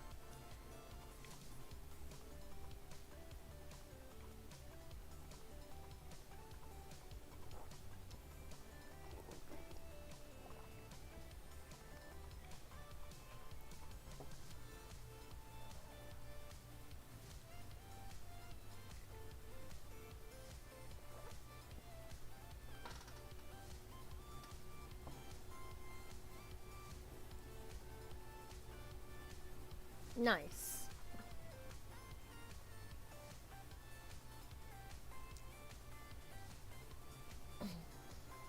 I think what I'm gonna do, because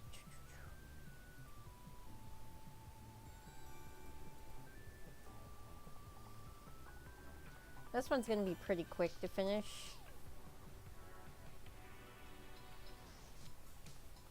Add.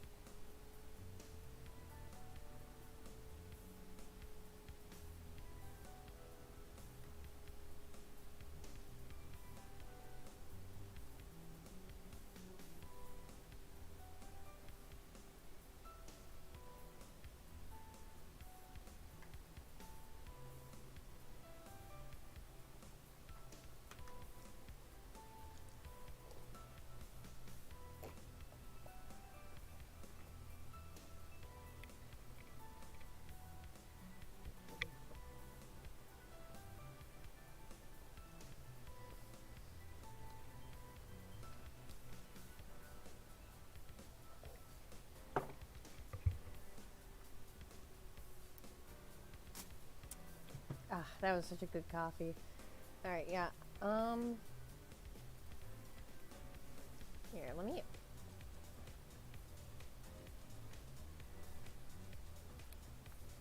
me open up a ref here.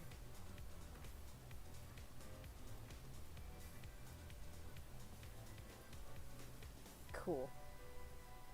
Oh yeah, I can remember the danglies at the bottom.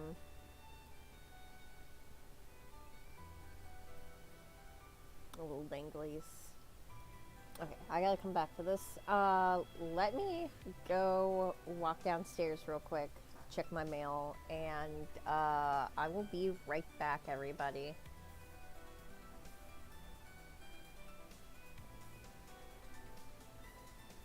Just hang tight.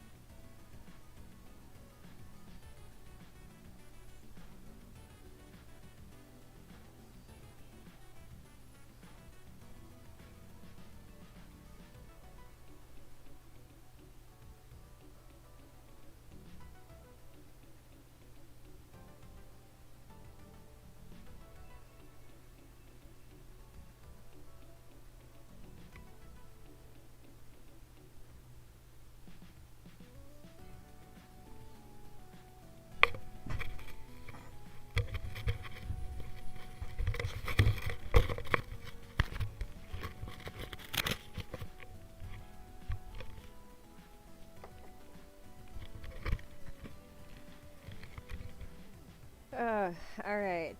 I've returned. And no Abby. Okay.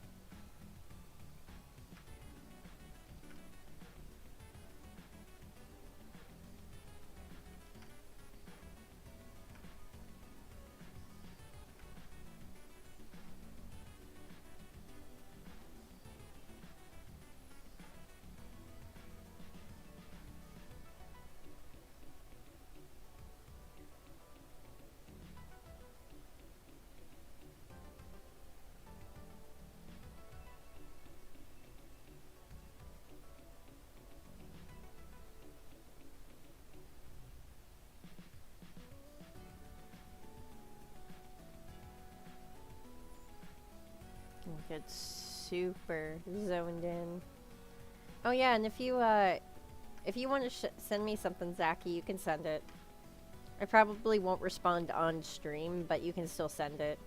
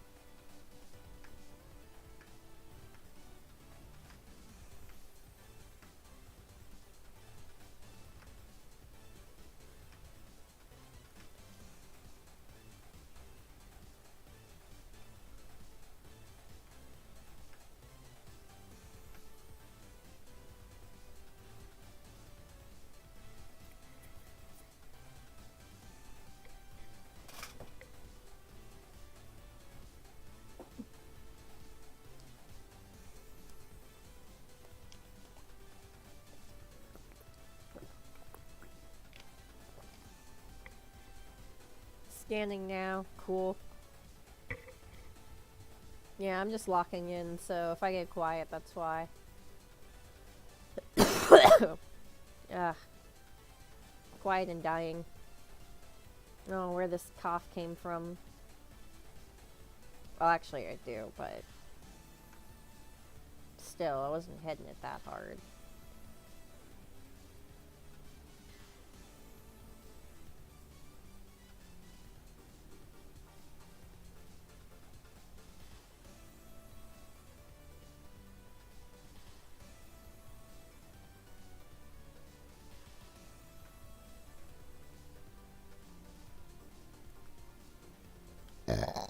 Ugh, excuse me. I don't know where that came from.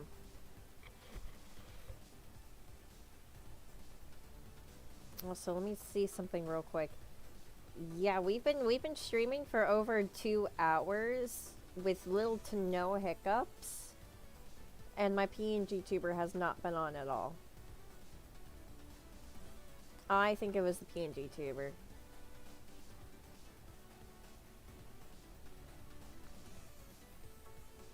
I obviously still have some other issues with my computer. It's just old in general.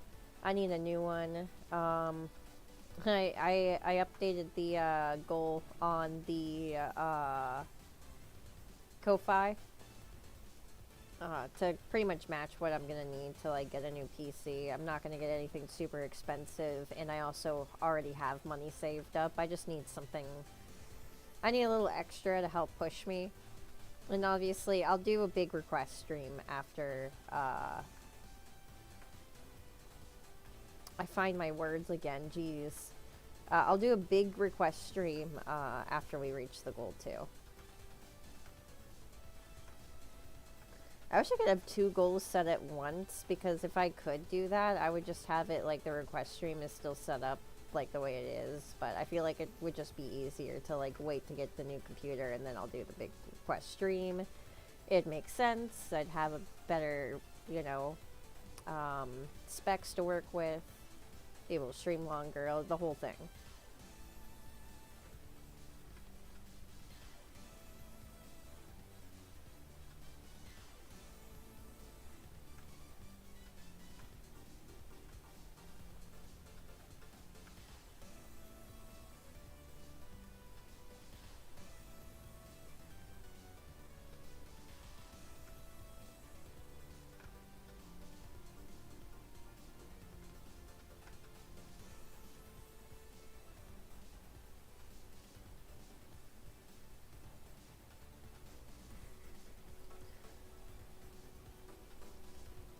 Aw.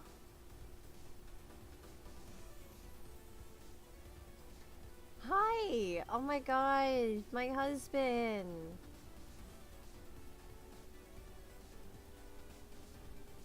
Oh, my husband! Oh, thank you. You're so sweet. You are so sweet.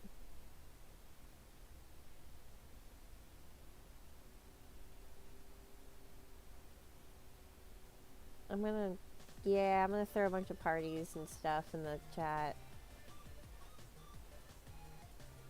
Yeah, there we go.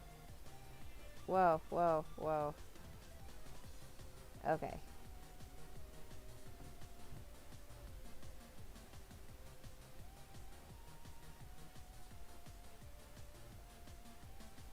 Sorry, I get really excited when he's in the chat.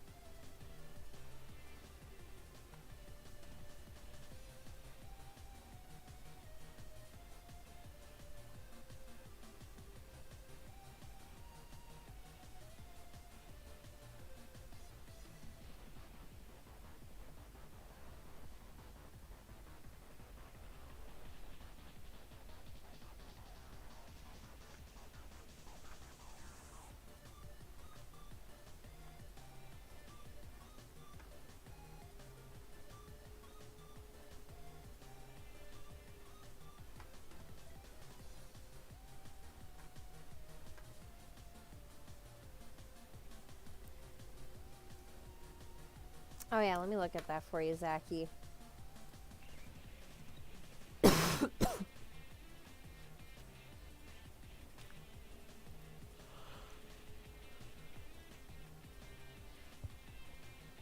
Oh, that's actually a really good shard. That's a really good shard for them. I like how that came out.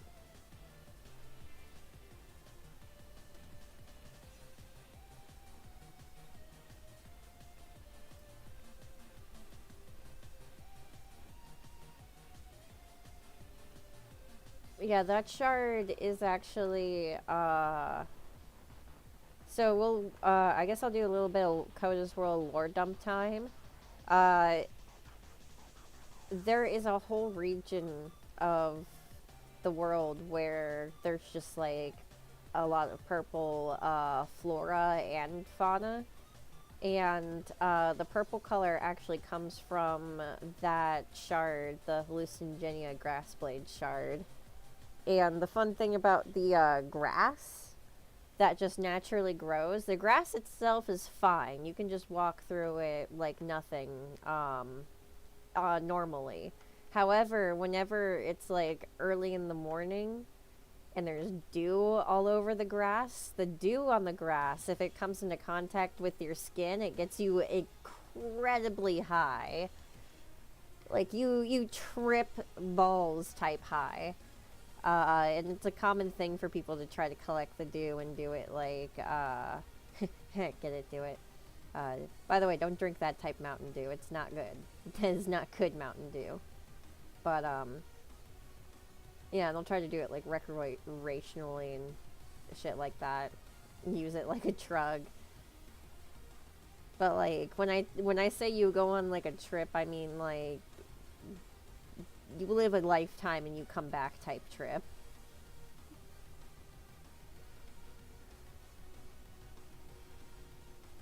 Oh, I didn't realize you were gone for a second. How much did you miss, Zaki?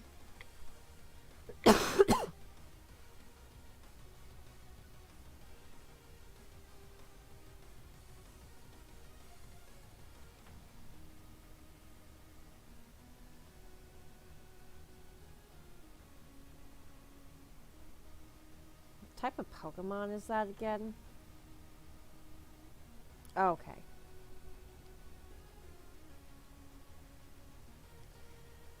What part did you come back to? What was I in the middle of explaining? I don't even remember anymore. I have such a goldfish memory.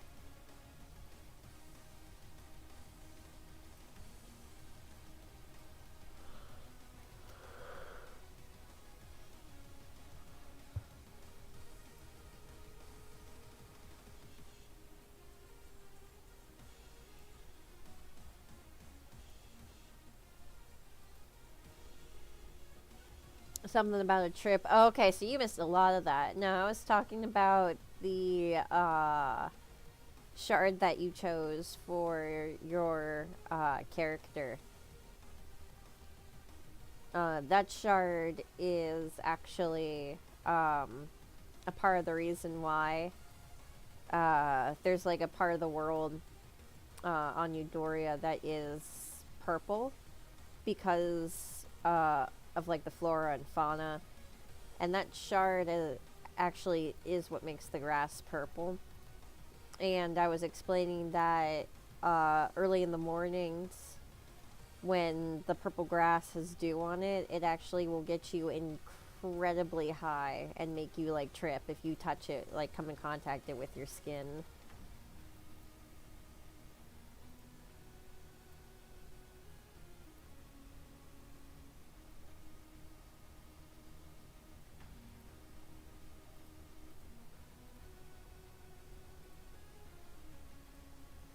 The animals that live there are just kind of used to it, to be honest.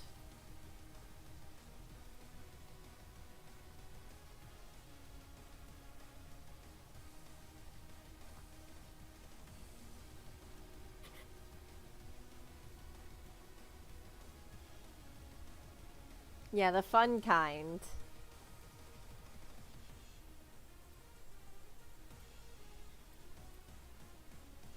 The fun kind of trip.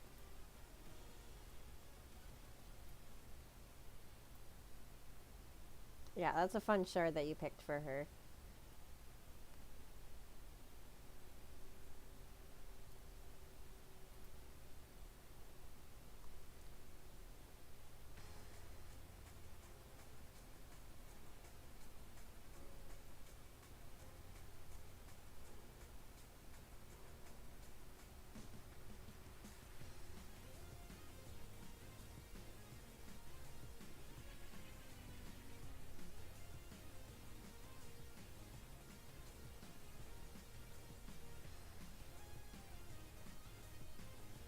Make sure I get that right.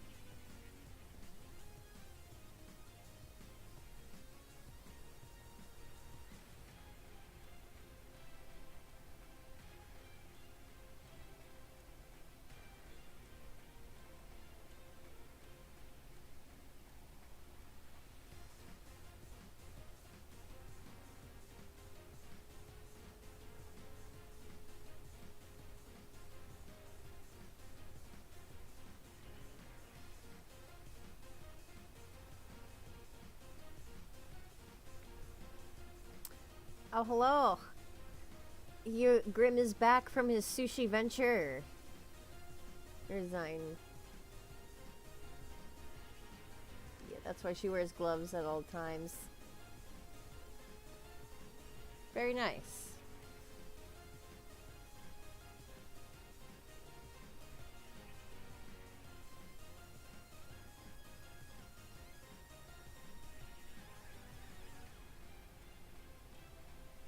Oops, wait. I drew on the wrong layer, guys. No.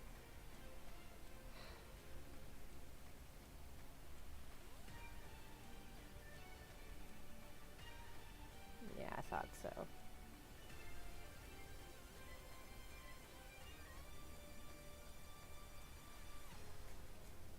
Ew.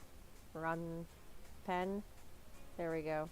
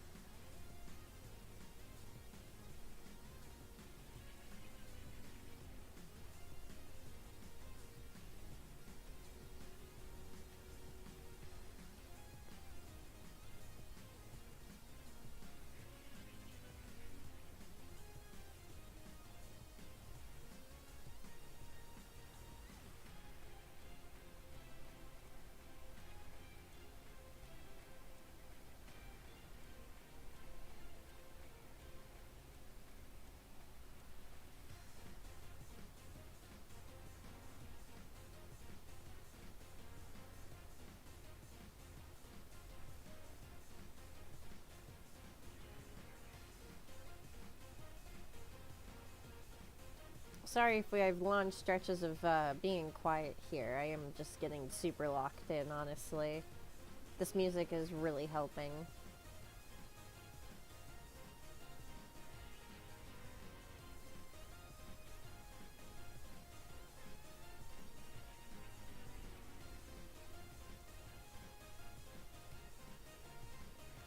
You missed it earlier, Grim. I was telling crazy history stories about exploding bishops and botched assassinations.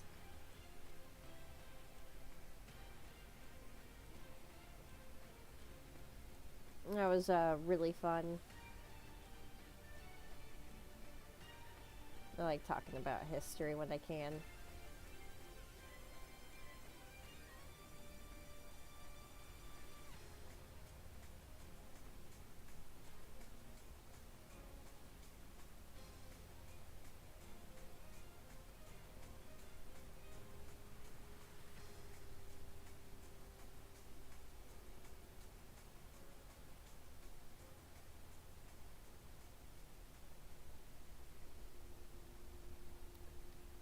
Spill the tea again.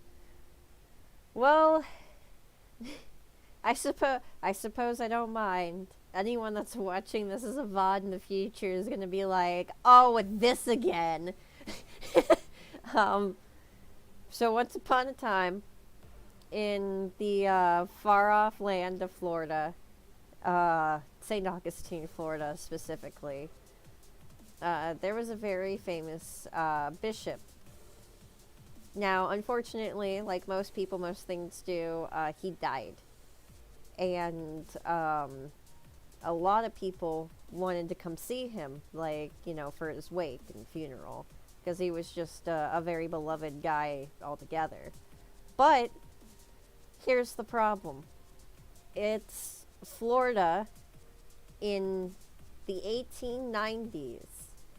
There is no way to keep this guy's body on ice until for like a few months, because people from all around like the south wanted to come see this guy, and there was, it took a while to like travel anywhere back in those days, so they had to figure something out. They did try to put his body on ice. They got as much ice as they, reasonably could at that time. But, that really wasn't going to go anywhere. Unfortunately, it all melted eventually because it is Florida in the summer. Um, so next, what they did is they they tried to, like, what was it? What was it? Now it's escaping me. God damn it. Oh yeah, so for a while they tried to just, like, oh yeah, let's just embalm him and make him look nice, and spray a bunch of perfumes on him, but the most popular embalming method back in those days was to cover a body in arsenic. So that was only as successful as it could be. So they went back to the drawing board and they were like, all right, you know what? We've tried everything else. Let's put him in a glass box and let's suck all the air out of the box and vacuum seal it. And that way it will stay fresh for longer, for just long enough for the people to come see him. And you know what? That actually worked. It actually worked for the time they needed to work. And so all of the people that wanted to come see him, they gathered round. It was the day, of the wake. Everyone's saying their kind words and their prayers. And suddenly, they hear a hissing noise ring out, No one's really sure what it is. There's all kinds of animals and wildlife, especially people who aren't from around these parts. And just kind of brushed it off. And then suddenly, a loud pop happens, and the lid of the glass case popped off because, of course, a body over time is going to release gases which build up and cause a giant explosion to happen. So he blew up. All over the grieving people in St. Augustine, Florida. So yeah, pretty much at that point, the whole thing was a disaster. And there's a couple of things to take away from it. One, I've never been to this place to vouch for myself, but I've heard the funeral home where this happened at still has stains on the wall from this event happening to this day. And the second thing is that when they were rearranging some of the cemeteries years ago in St. Augustine, they decided to exhume Bro and check out, see if the story was true, see if he was all there. And the lining of his coffin was like this, like, baby pink color. You could definitely tell it was stained that color. And his body parts were just kind of all strewn about in there. Like, his bones weren't all in one place. They were just kind of shuffled around. They just kind of, like, put the lid back on, sealed him up, and said, all right, that's enough of that one, boys.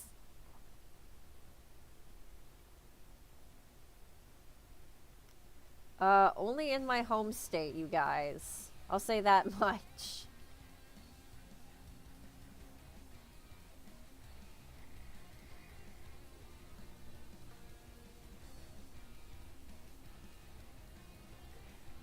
Yeah. Honestly, unintentionally, that's pretty much what happened.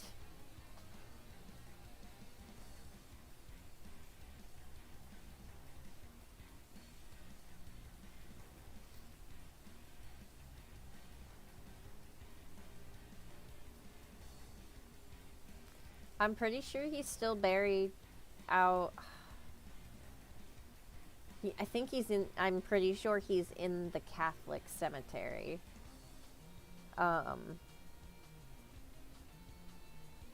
Because in St. Augustine, there's 3 different cemeteries. I always forget what one of them's called, but then there's the Huguenot cemetery and the Catholic cemetery.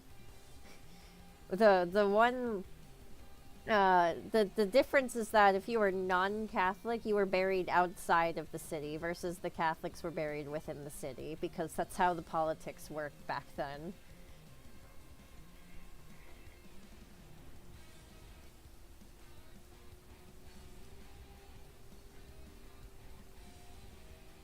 Yeah, what's left? Yeah, it's more accurate.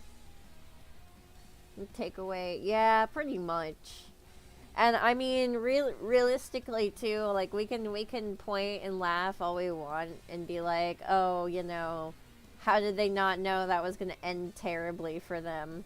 But like, this was also in time where like people still really weren't sure how like dead bodies even worked, and like they thought dead bodies were dangerous even and spread disease, which strangely enough, it just isn't true actually, because it takes about 48 hours for pathogens to die when they leave your body.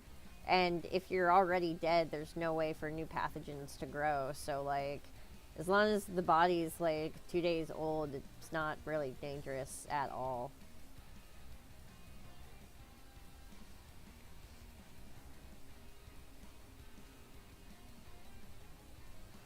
No, it's people that are actually more dangerous, believe it or not. Living sick people versus the dead ones.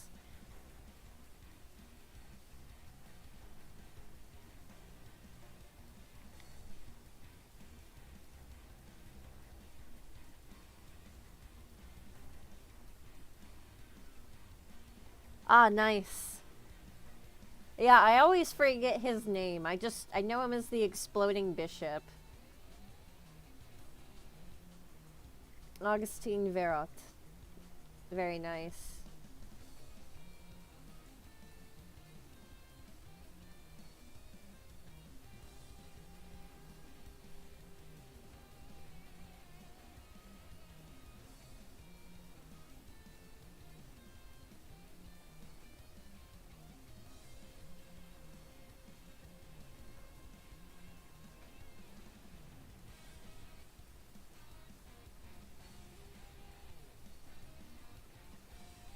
St. Augustine alone has a bunch of like unhinged stories. Like even down to like here's a fun fact. Henry Ford, the man, that's behind the Ford cars that we all see on the roads today.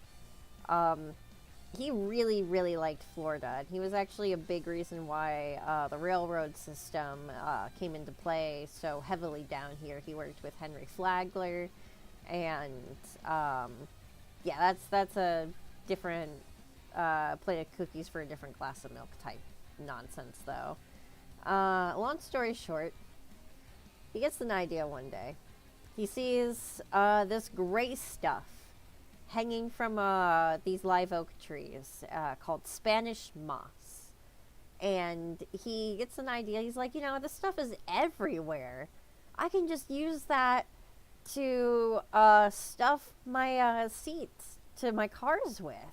It's perfect. It grows on trees. Spanish moss. What could go wrong? Well, let me tell you guys something about Spanish moss.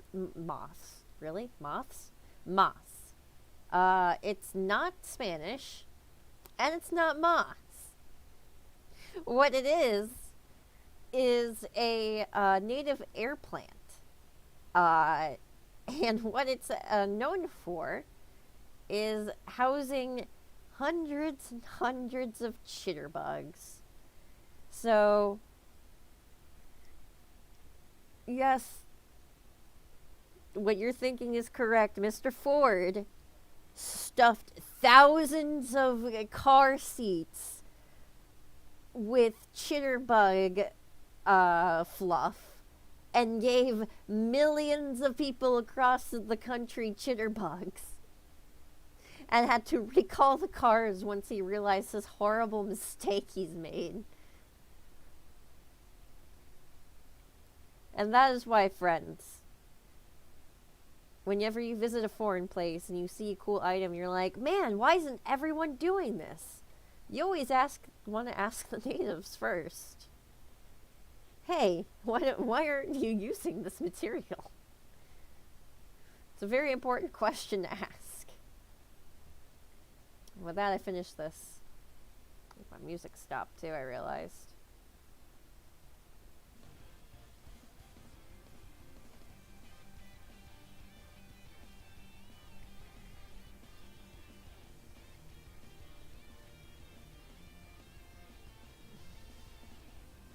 Beanie Babies full of spider eggs, but it actually happened. Yeah. No, he really did. And he did, and it was a car.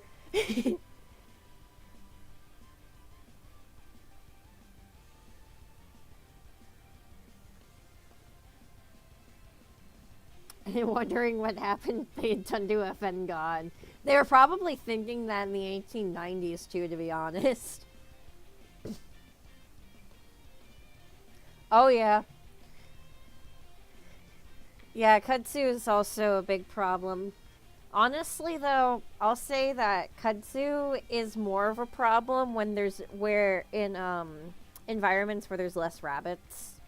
I've noticed down here that there's not that many kudzu plants, and we have a lot of rabbits, like native bunnies that live around and just like eat a lot of the foliage.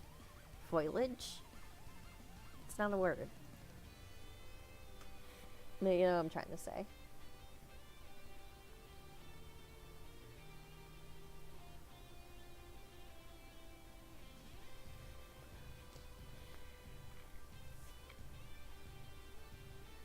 It's the same thing too with Brazilian pepper trees.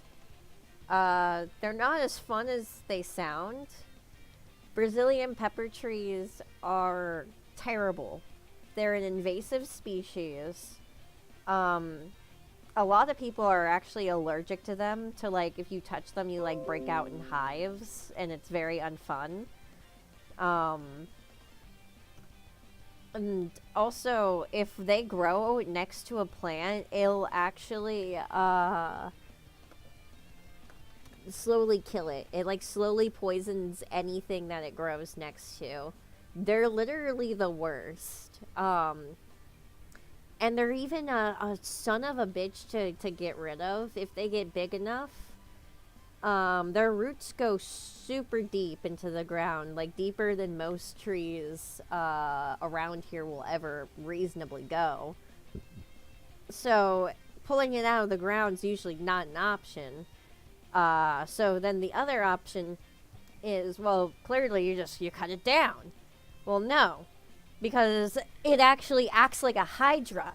If you cut if you cut it off, even if it's just a stump, it will still grow back again.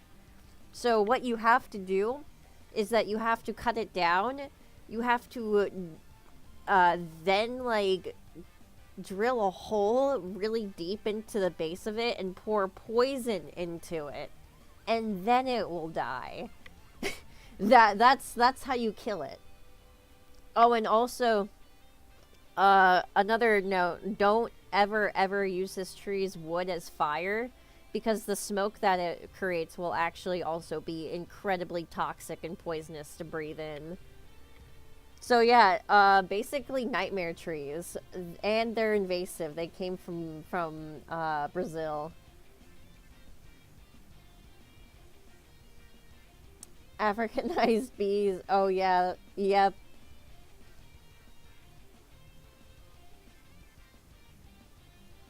And Florida becoming America's homegrown version of Australia. Yeah.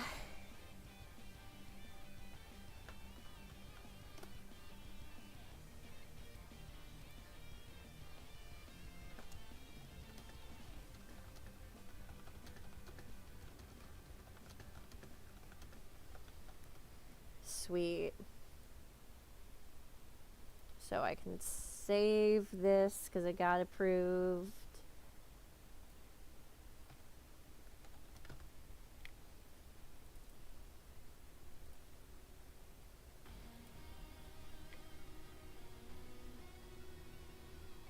Oh, hey, what's up?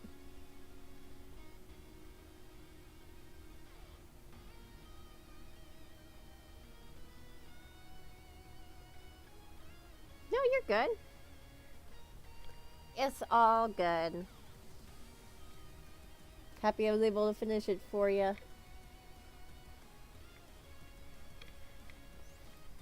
Boop, boop.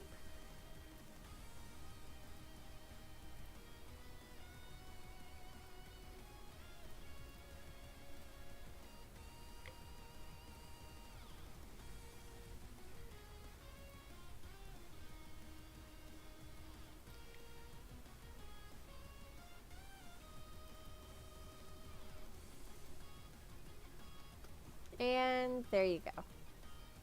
Sent. Alright. And yeah, I've been waiting for Abby so they can help me finish this here, because I don't know if they want Zaki's arm to be a cannon or not.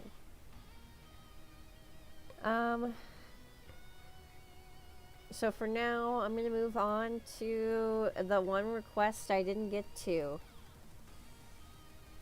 Hold on, let me change that size real quick. This is an unacceptable size.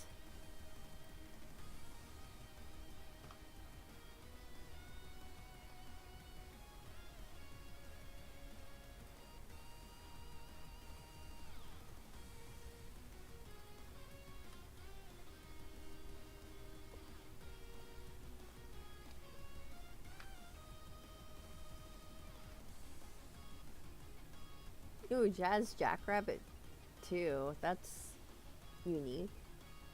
That'd be cool to check out one day. Yeah, it's Abby's commission, so I'd rather ask them.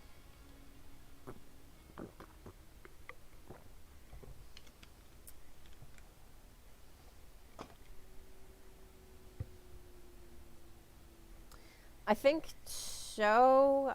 It'd probably be easier, honestly, if you sent me the ref material. Because, Pro and I talk a lot. So it's definitely been lost already in our DMs.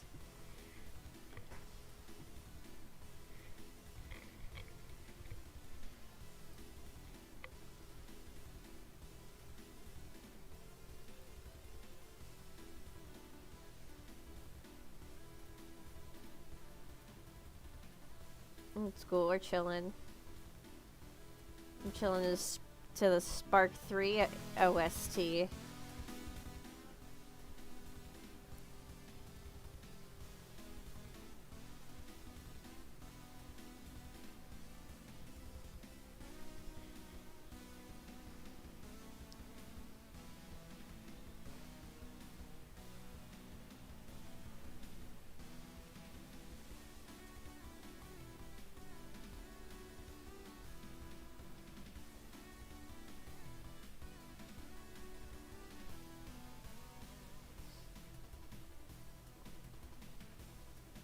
Oh, okay.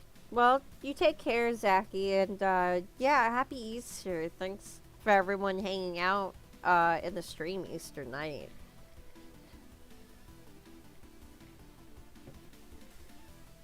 Oh, summoned. I see. Ooh, that's a nice Mew. Or Mewtwo.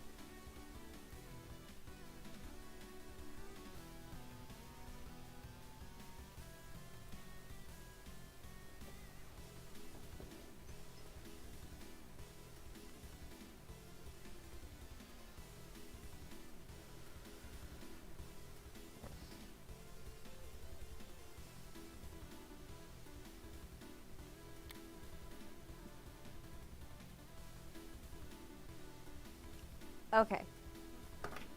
Whoops. Hang on, and drop something. Yeah. Oop.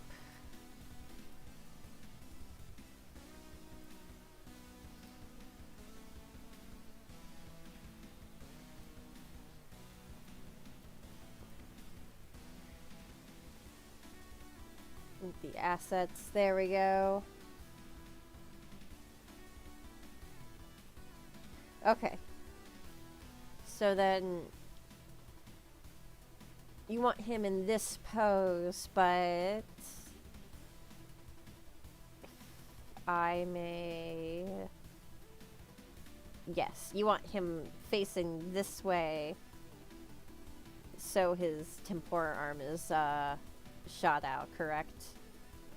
Is that what we're working with?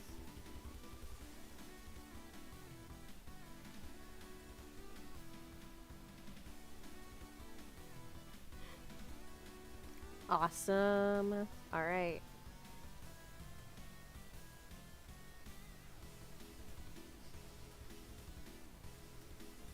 I'm gonna start.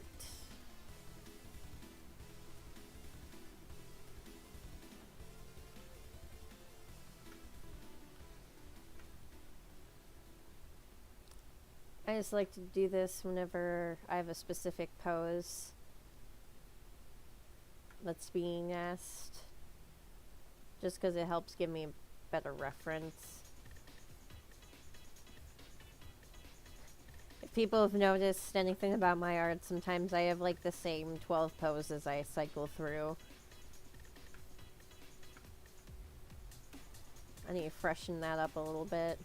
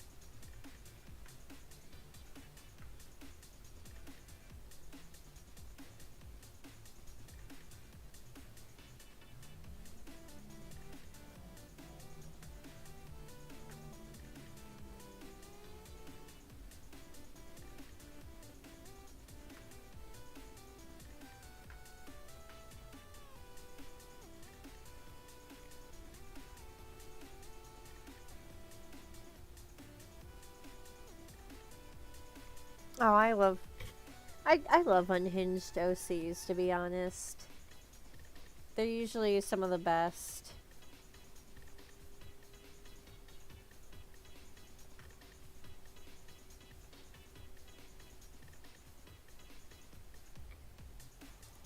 I had a whole character just based off of like breaking the rules and having no restrictions to like what he can do, and like it pisses people off.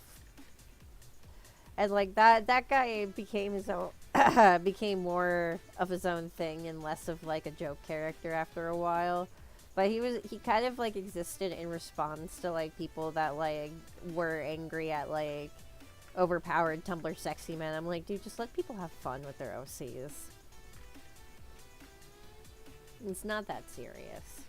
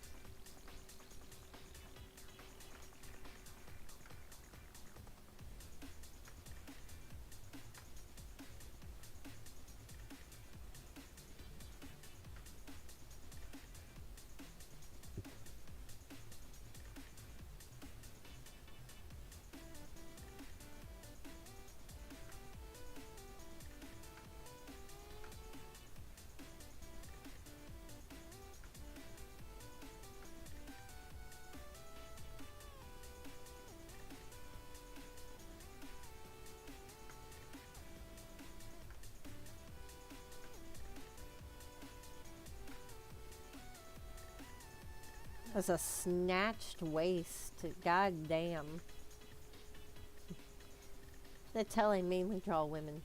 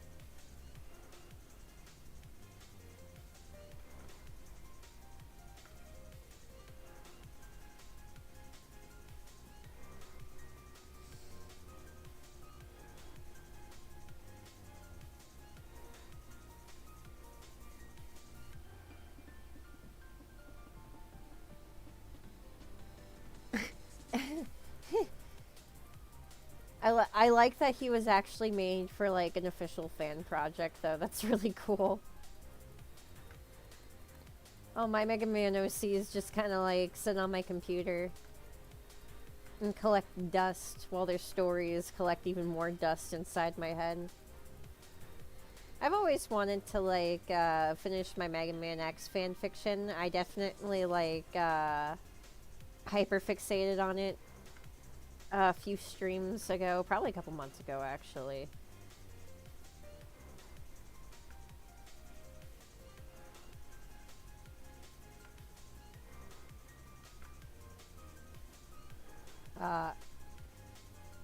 But I always had a really cool story with like a group of OCs, and it kind of like takes place in between X 3 and 4.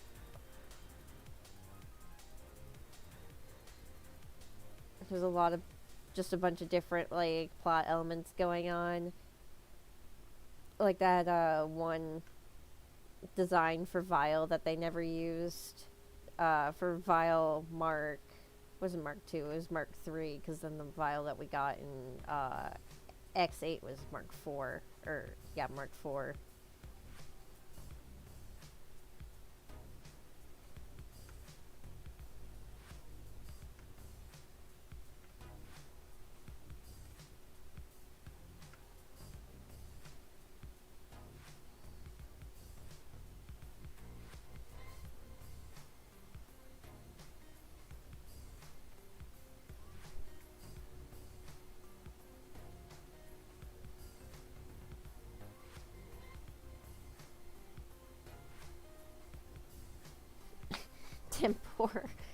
Temporal man became Tempora man. That's actually awesome.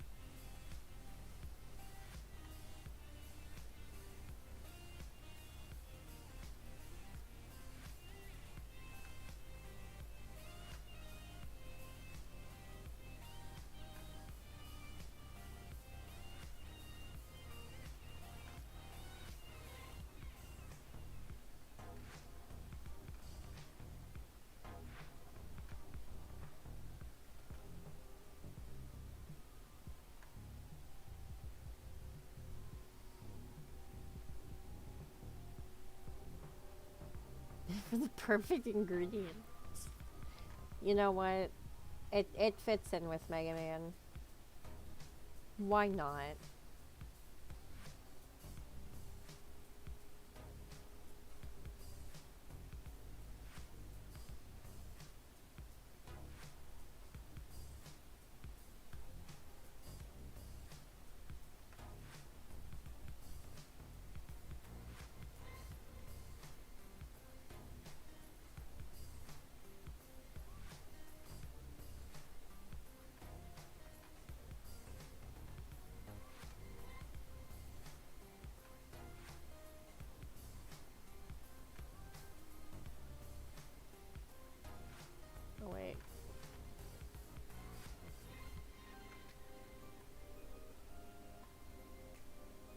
No, wait, yeah, that is correct.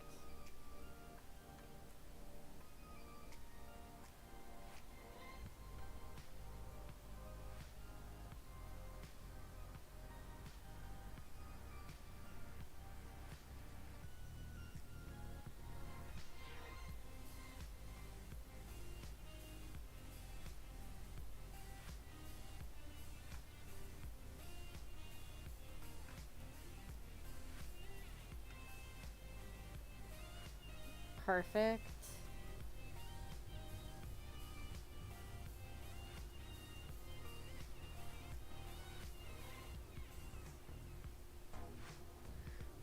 Live shrimp that also that is unhinged and I love him. Please send me to his restaurant. I want to try his shrimp.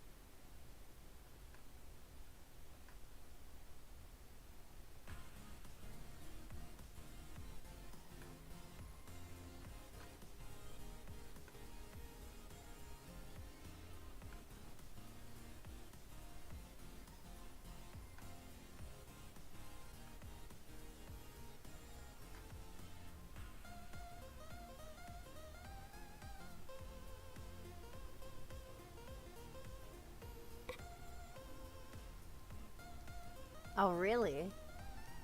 I haven't been able to make a good Mega Man level 3. Or any of them yet, really. I think I watched Proto play through, 2 at some point. But I can't say I've played 3.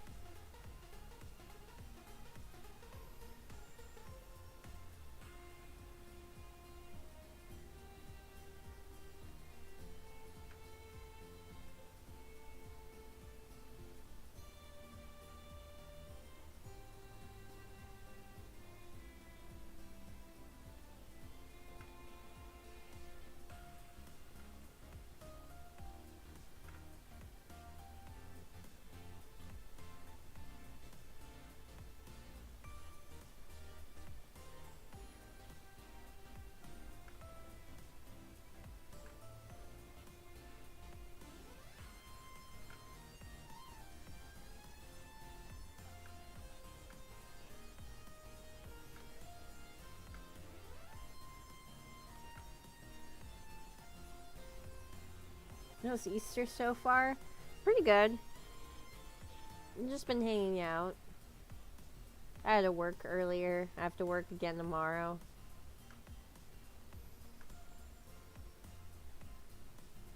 It'll be an Easter Sunday.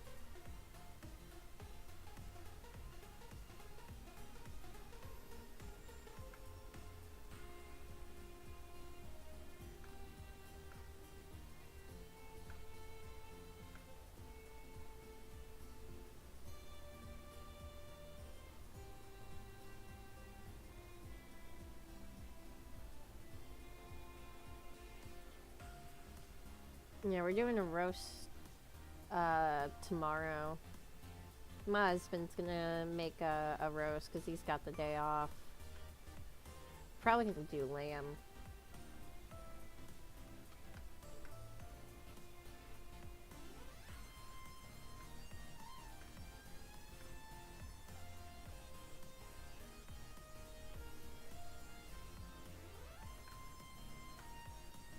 I like that he's got a huge hose arm.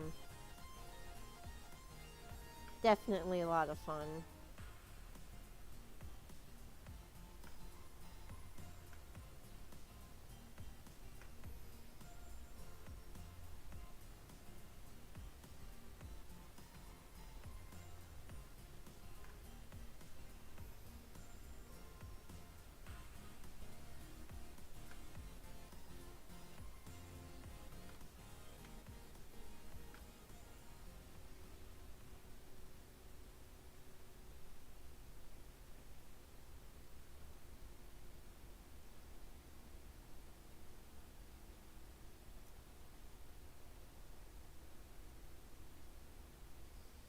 Yeah, tomorrow is going to be really busy at work because I work in food.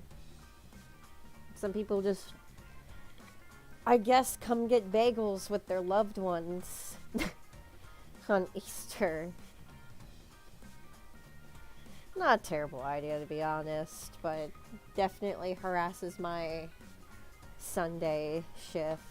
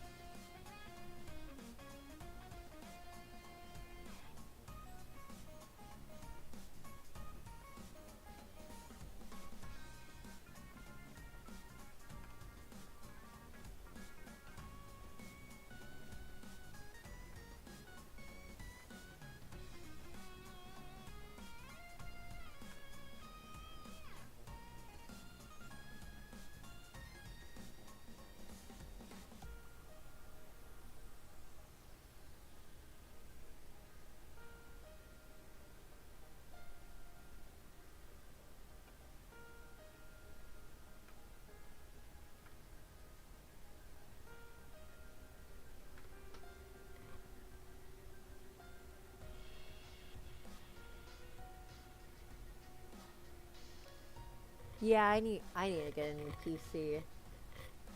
That's why I changed the goal on the Ko-Fi from when it was, because that money's just gonna go into getting a new computer set up. I already have like money put aside,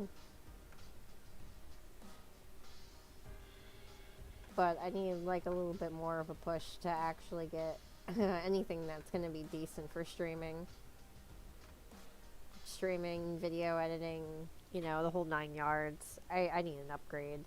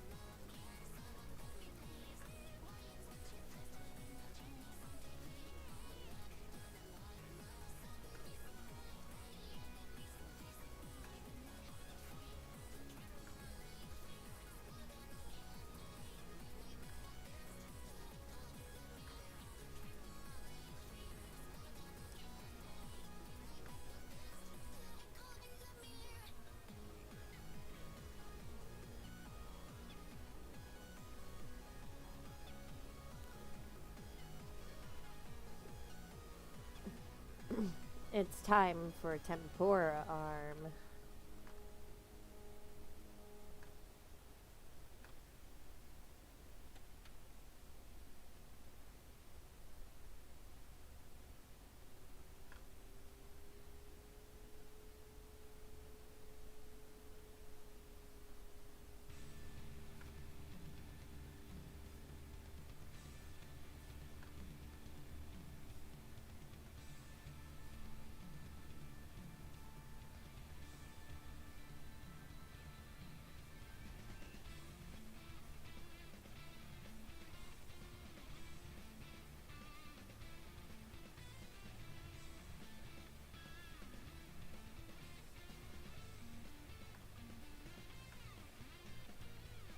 Tempura.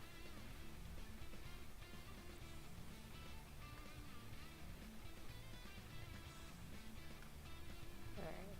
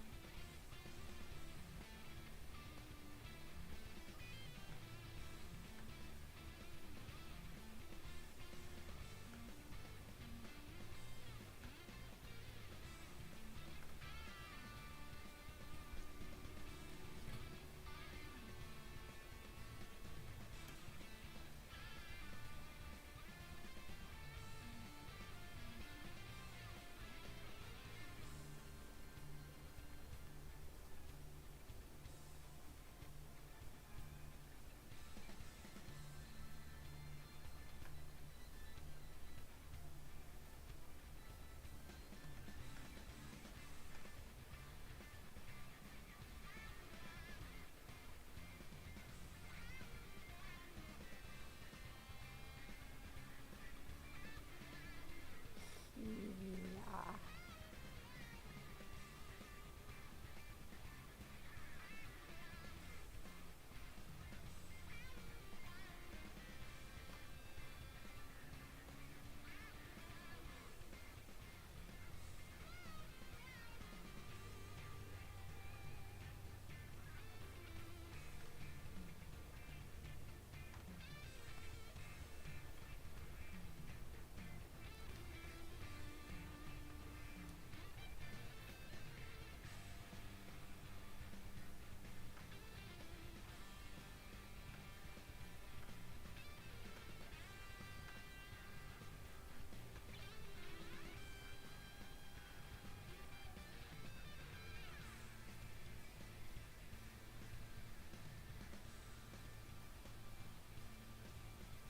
Turned out pretty good, honestly.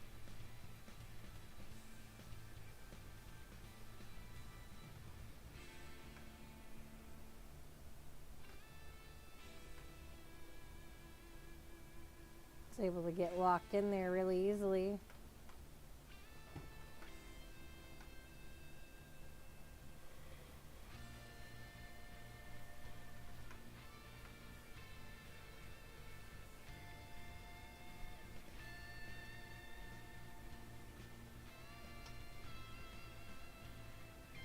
Shroom's looking a little flaccid.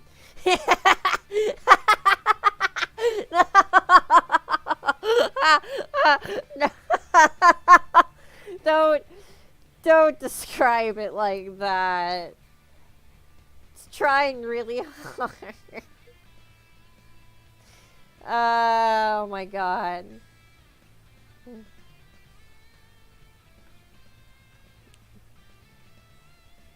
I can't.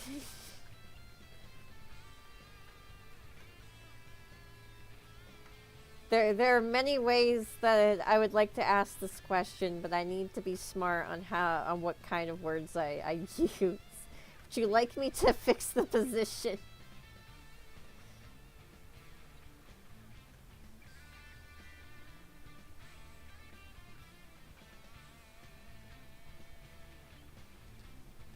How else would you describe it? No, you know what?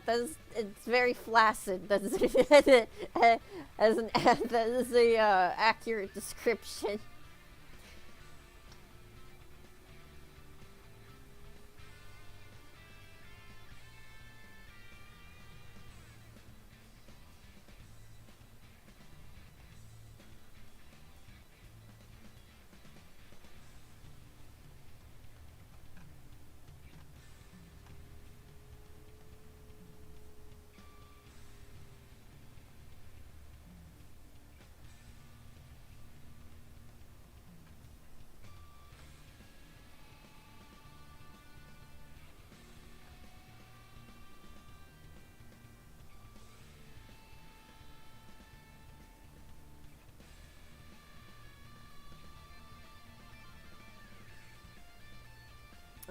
How we looking? Maybe more of an angle, 45 degrees out instead of drooping down. Like there's a bit more motion. Okay. I can do that.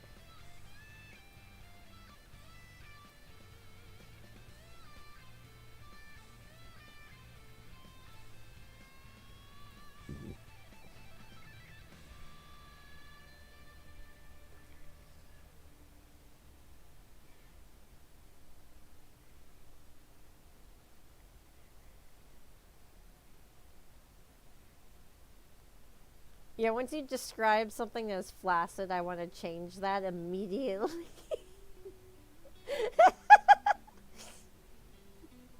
It's not that funny. There's some words that tickle me. I don't know if that's like a part of me having the tism or if that's just a me thing.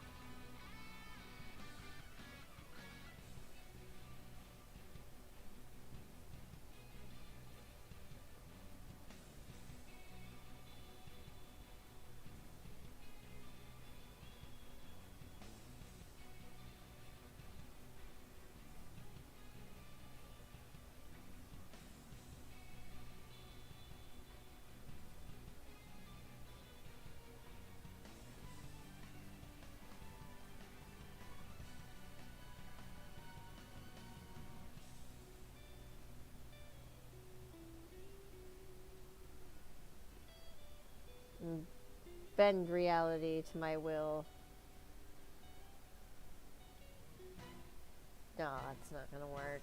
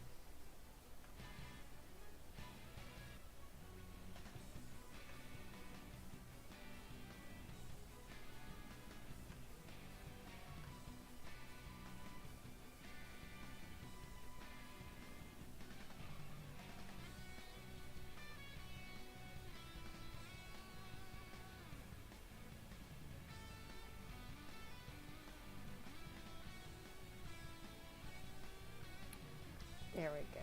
Give myself a little bit more space there.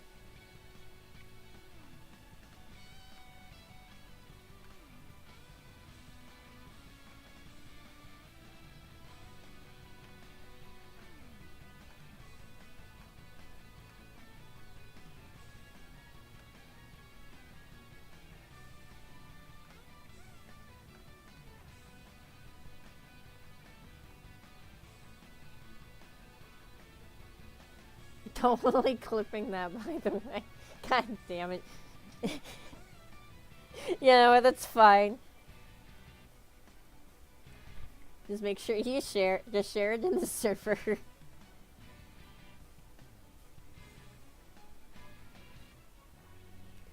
Actually, would be cool if people shared around clips.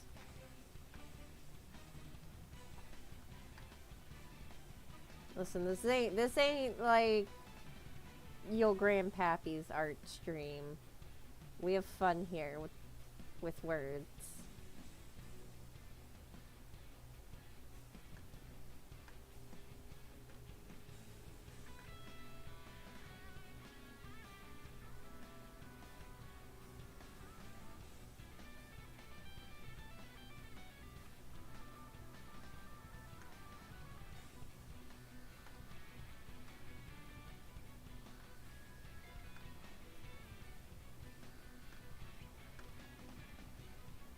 Yeah, you know, it was funny too. The reason why I got stumped was because, like, I was like, all right, how do I phrase this question? Do you want me to make it unflaccid? It's like, don't say that, don't say that, don't say that.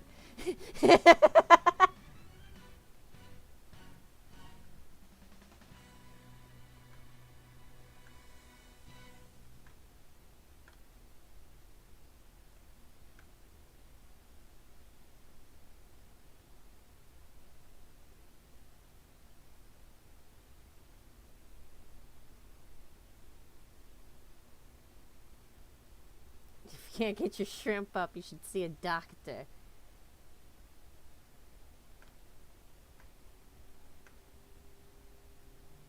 Get some vitamin B for your shrimp, of course.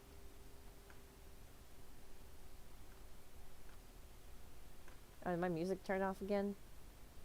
It did.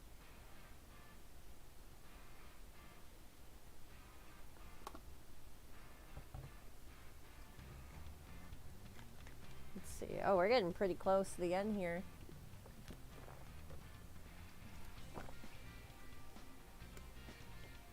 I guess that's appropriate for Shrimp Man. Or Tempura Man, excuse me. Call him by his surname.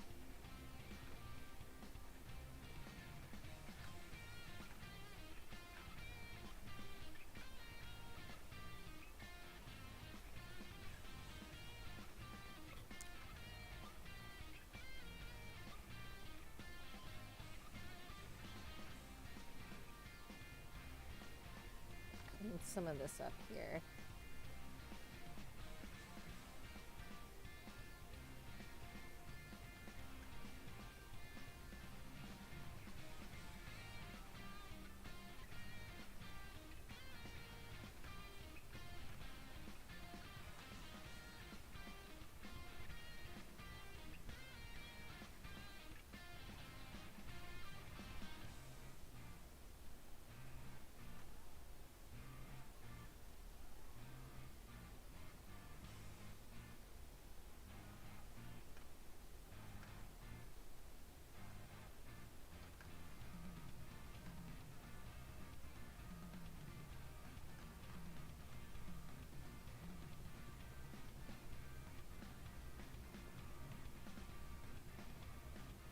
He's swinging.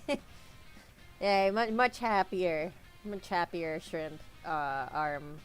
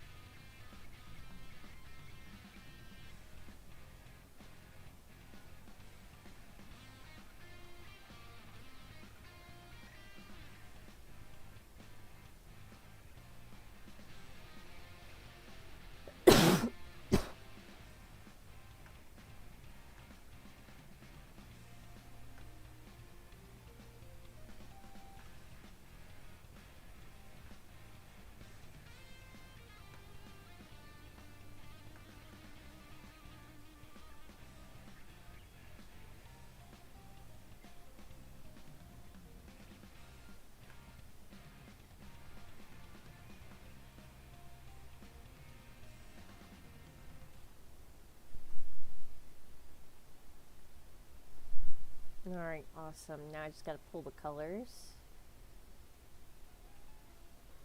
Made great progress, guys. That looks awesome. Hey, what's up? Oh yeah, you wanna see what I'm doing? Yeah, I see what you're doing. His name's Tempura Man. Woo! And check him out. That's the pose I'm doing, and then that's Tempura Man. Dude, you're literally Slash Man and Tempura. He's pretty cool. He belongs to Grim. Grim, my husband loves your OC. Wait, dude, it reminds me of, it really reminds me of, Bill and Lemon from Ego Raptor, like the face. Oh yeah! It really reminds me of Bill and Lemon. That's so Bill and Lemon. You're so right. Let me read chat real quick. The Reploid version of Tempura Man. Yeah, it's just because I was using the Sigma reference really heavily, so he kind of turned out more Mega Man X-like. Aw, he said thanks, that he loves him too. Happy to see you.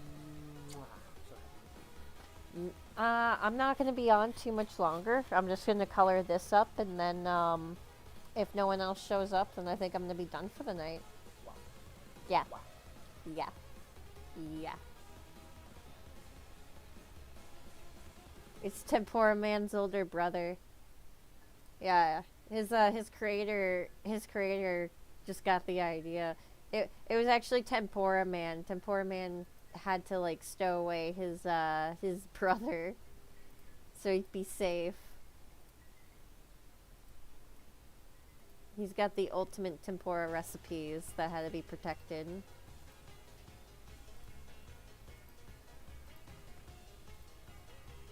Yeah, he's super orange.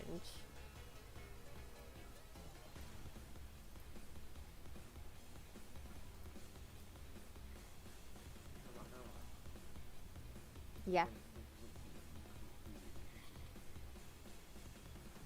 Take your time, sweetie.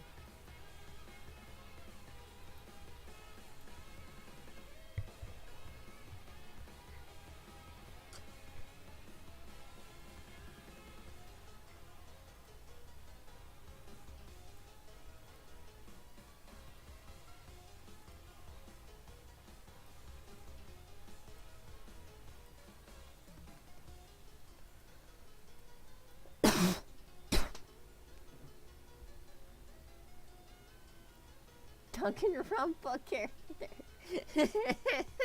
Yeah, he's borderlining on that edge now, to be honest.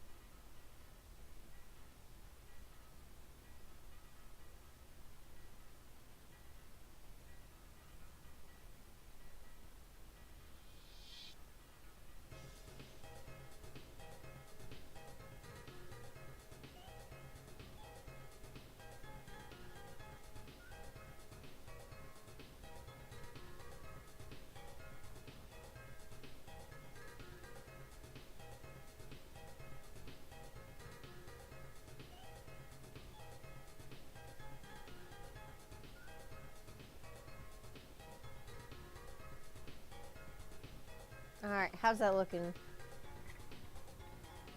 What the? Did you just color that in? Yeah. I looked down for 2 seconds. What are you talking about? I'm What not- are you talking about? I'm not that fast. I looked down for 2 seconds. Did you miss a little blind spot over by his outstretched arm on that last little ligament, the thicker one? Dude, yeah, I guess so. I can color that. Because it's like sketch, so you're going to do line art later. Well, no, this was from the request stream, so this is pretty much it. Okay, yeah, definitely. I definitely just saw a little more words, if not like, make it a little more sketchmatic. Yeah.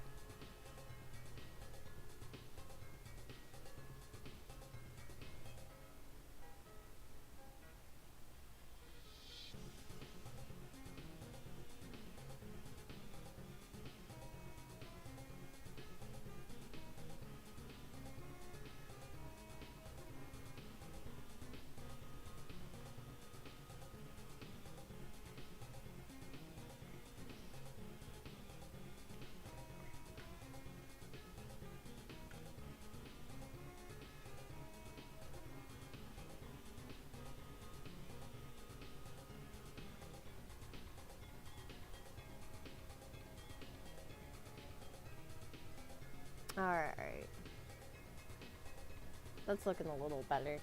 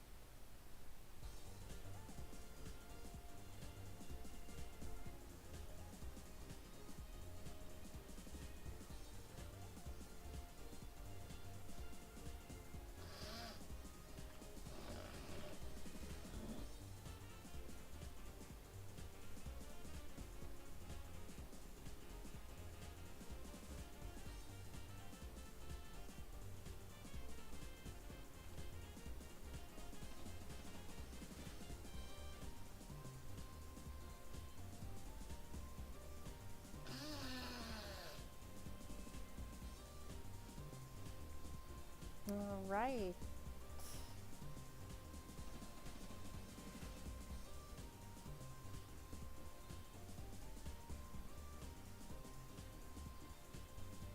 There we go. I made that look a little bit better.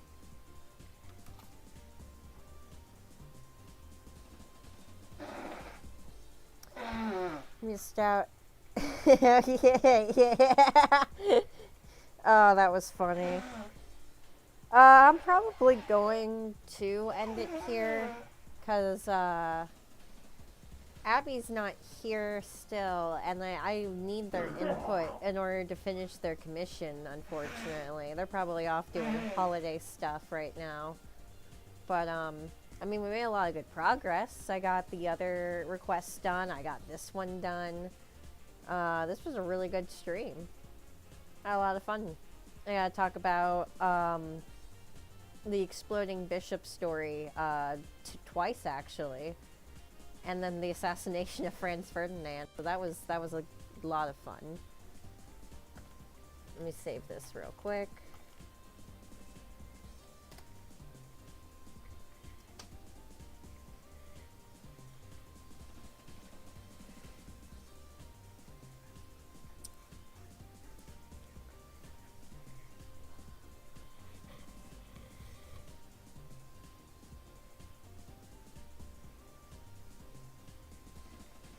All right.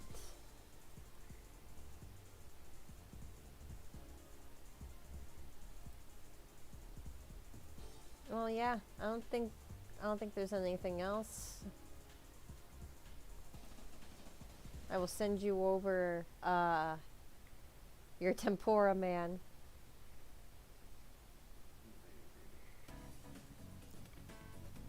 That baby. What are you doing?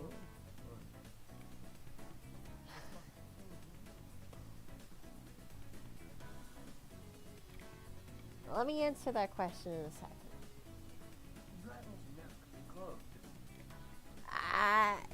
You want bourbon chicken? Blue sour or bourbon? Bourbon. Okay. Well, I'm gonna head out, you guys. Thank you everyone for joining in.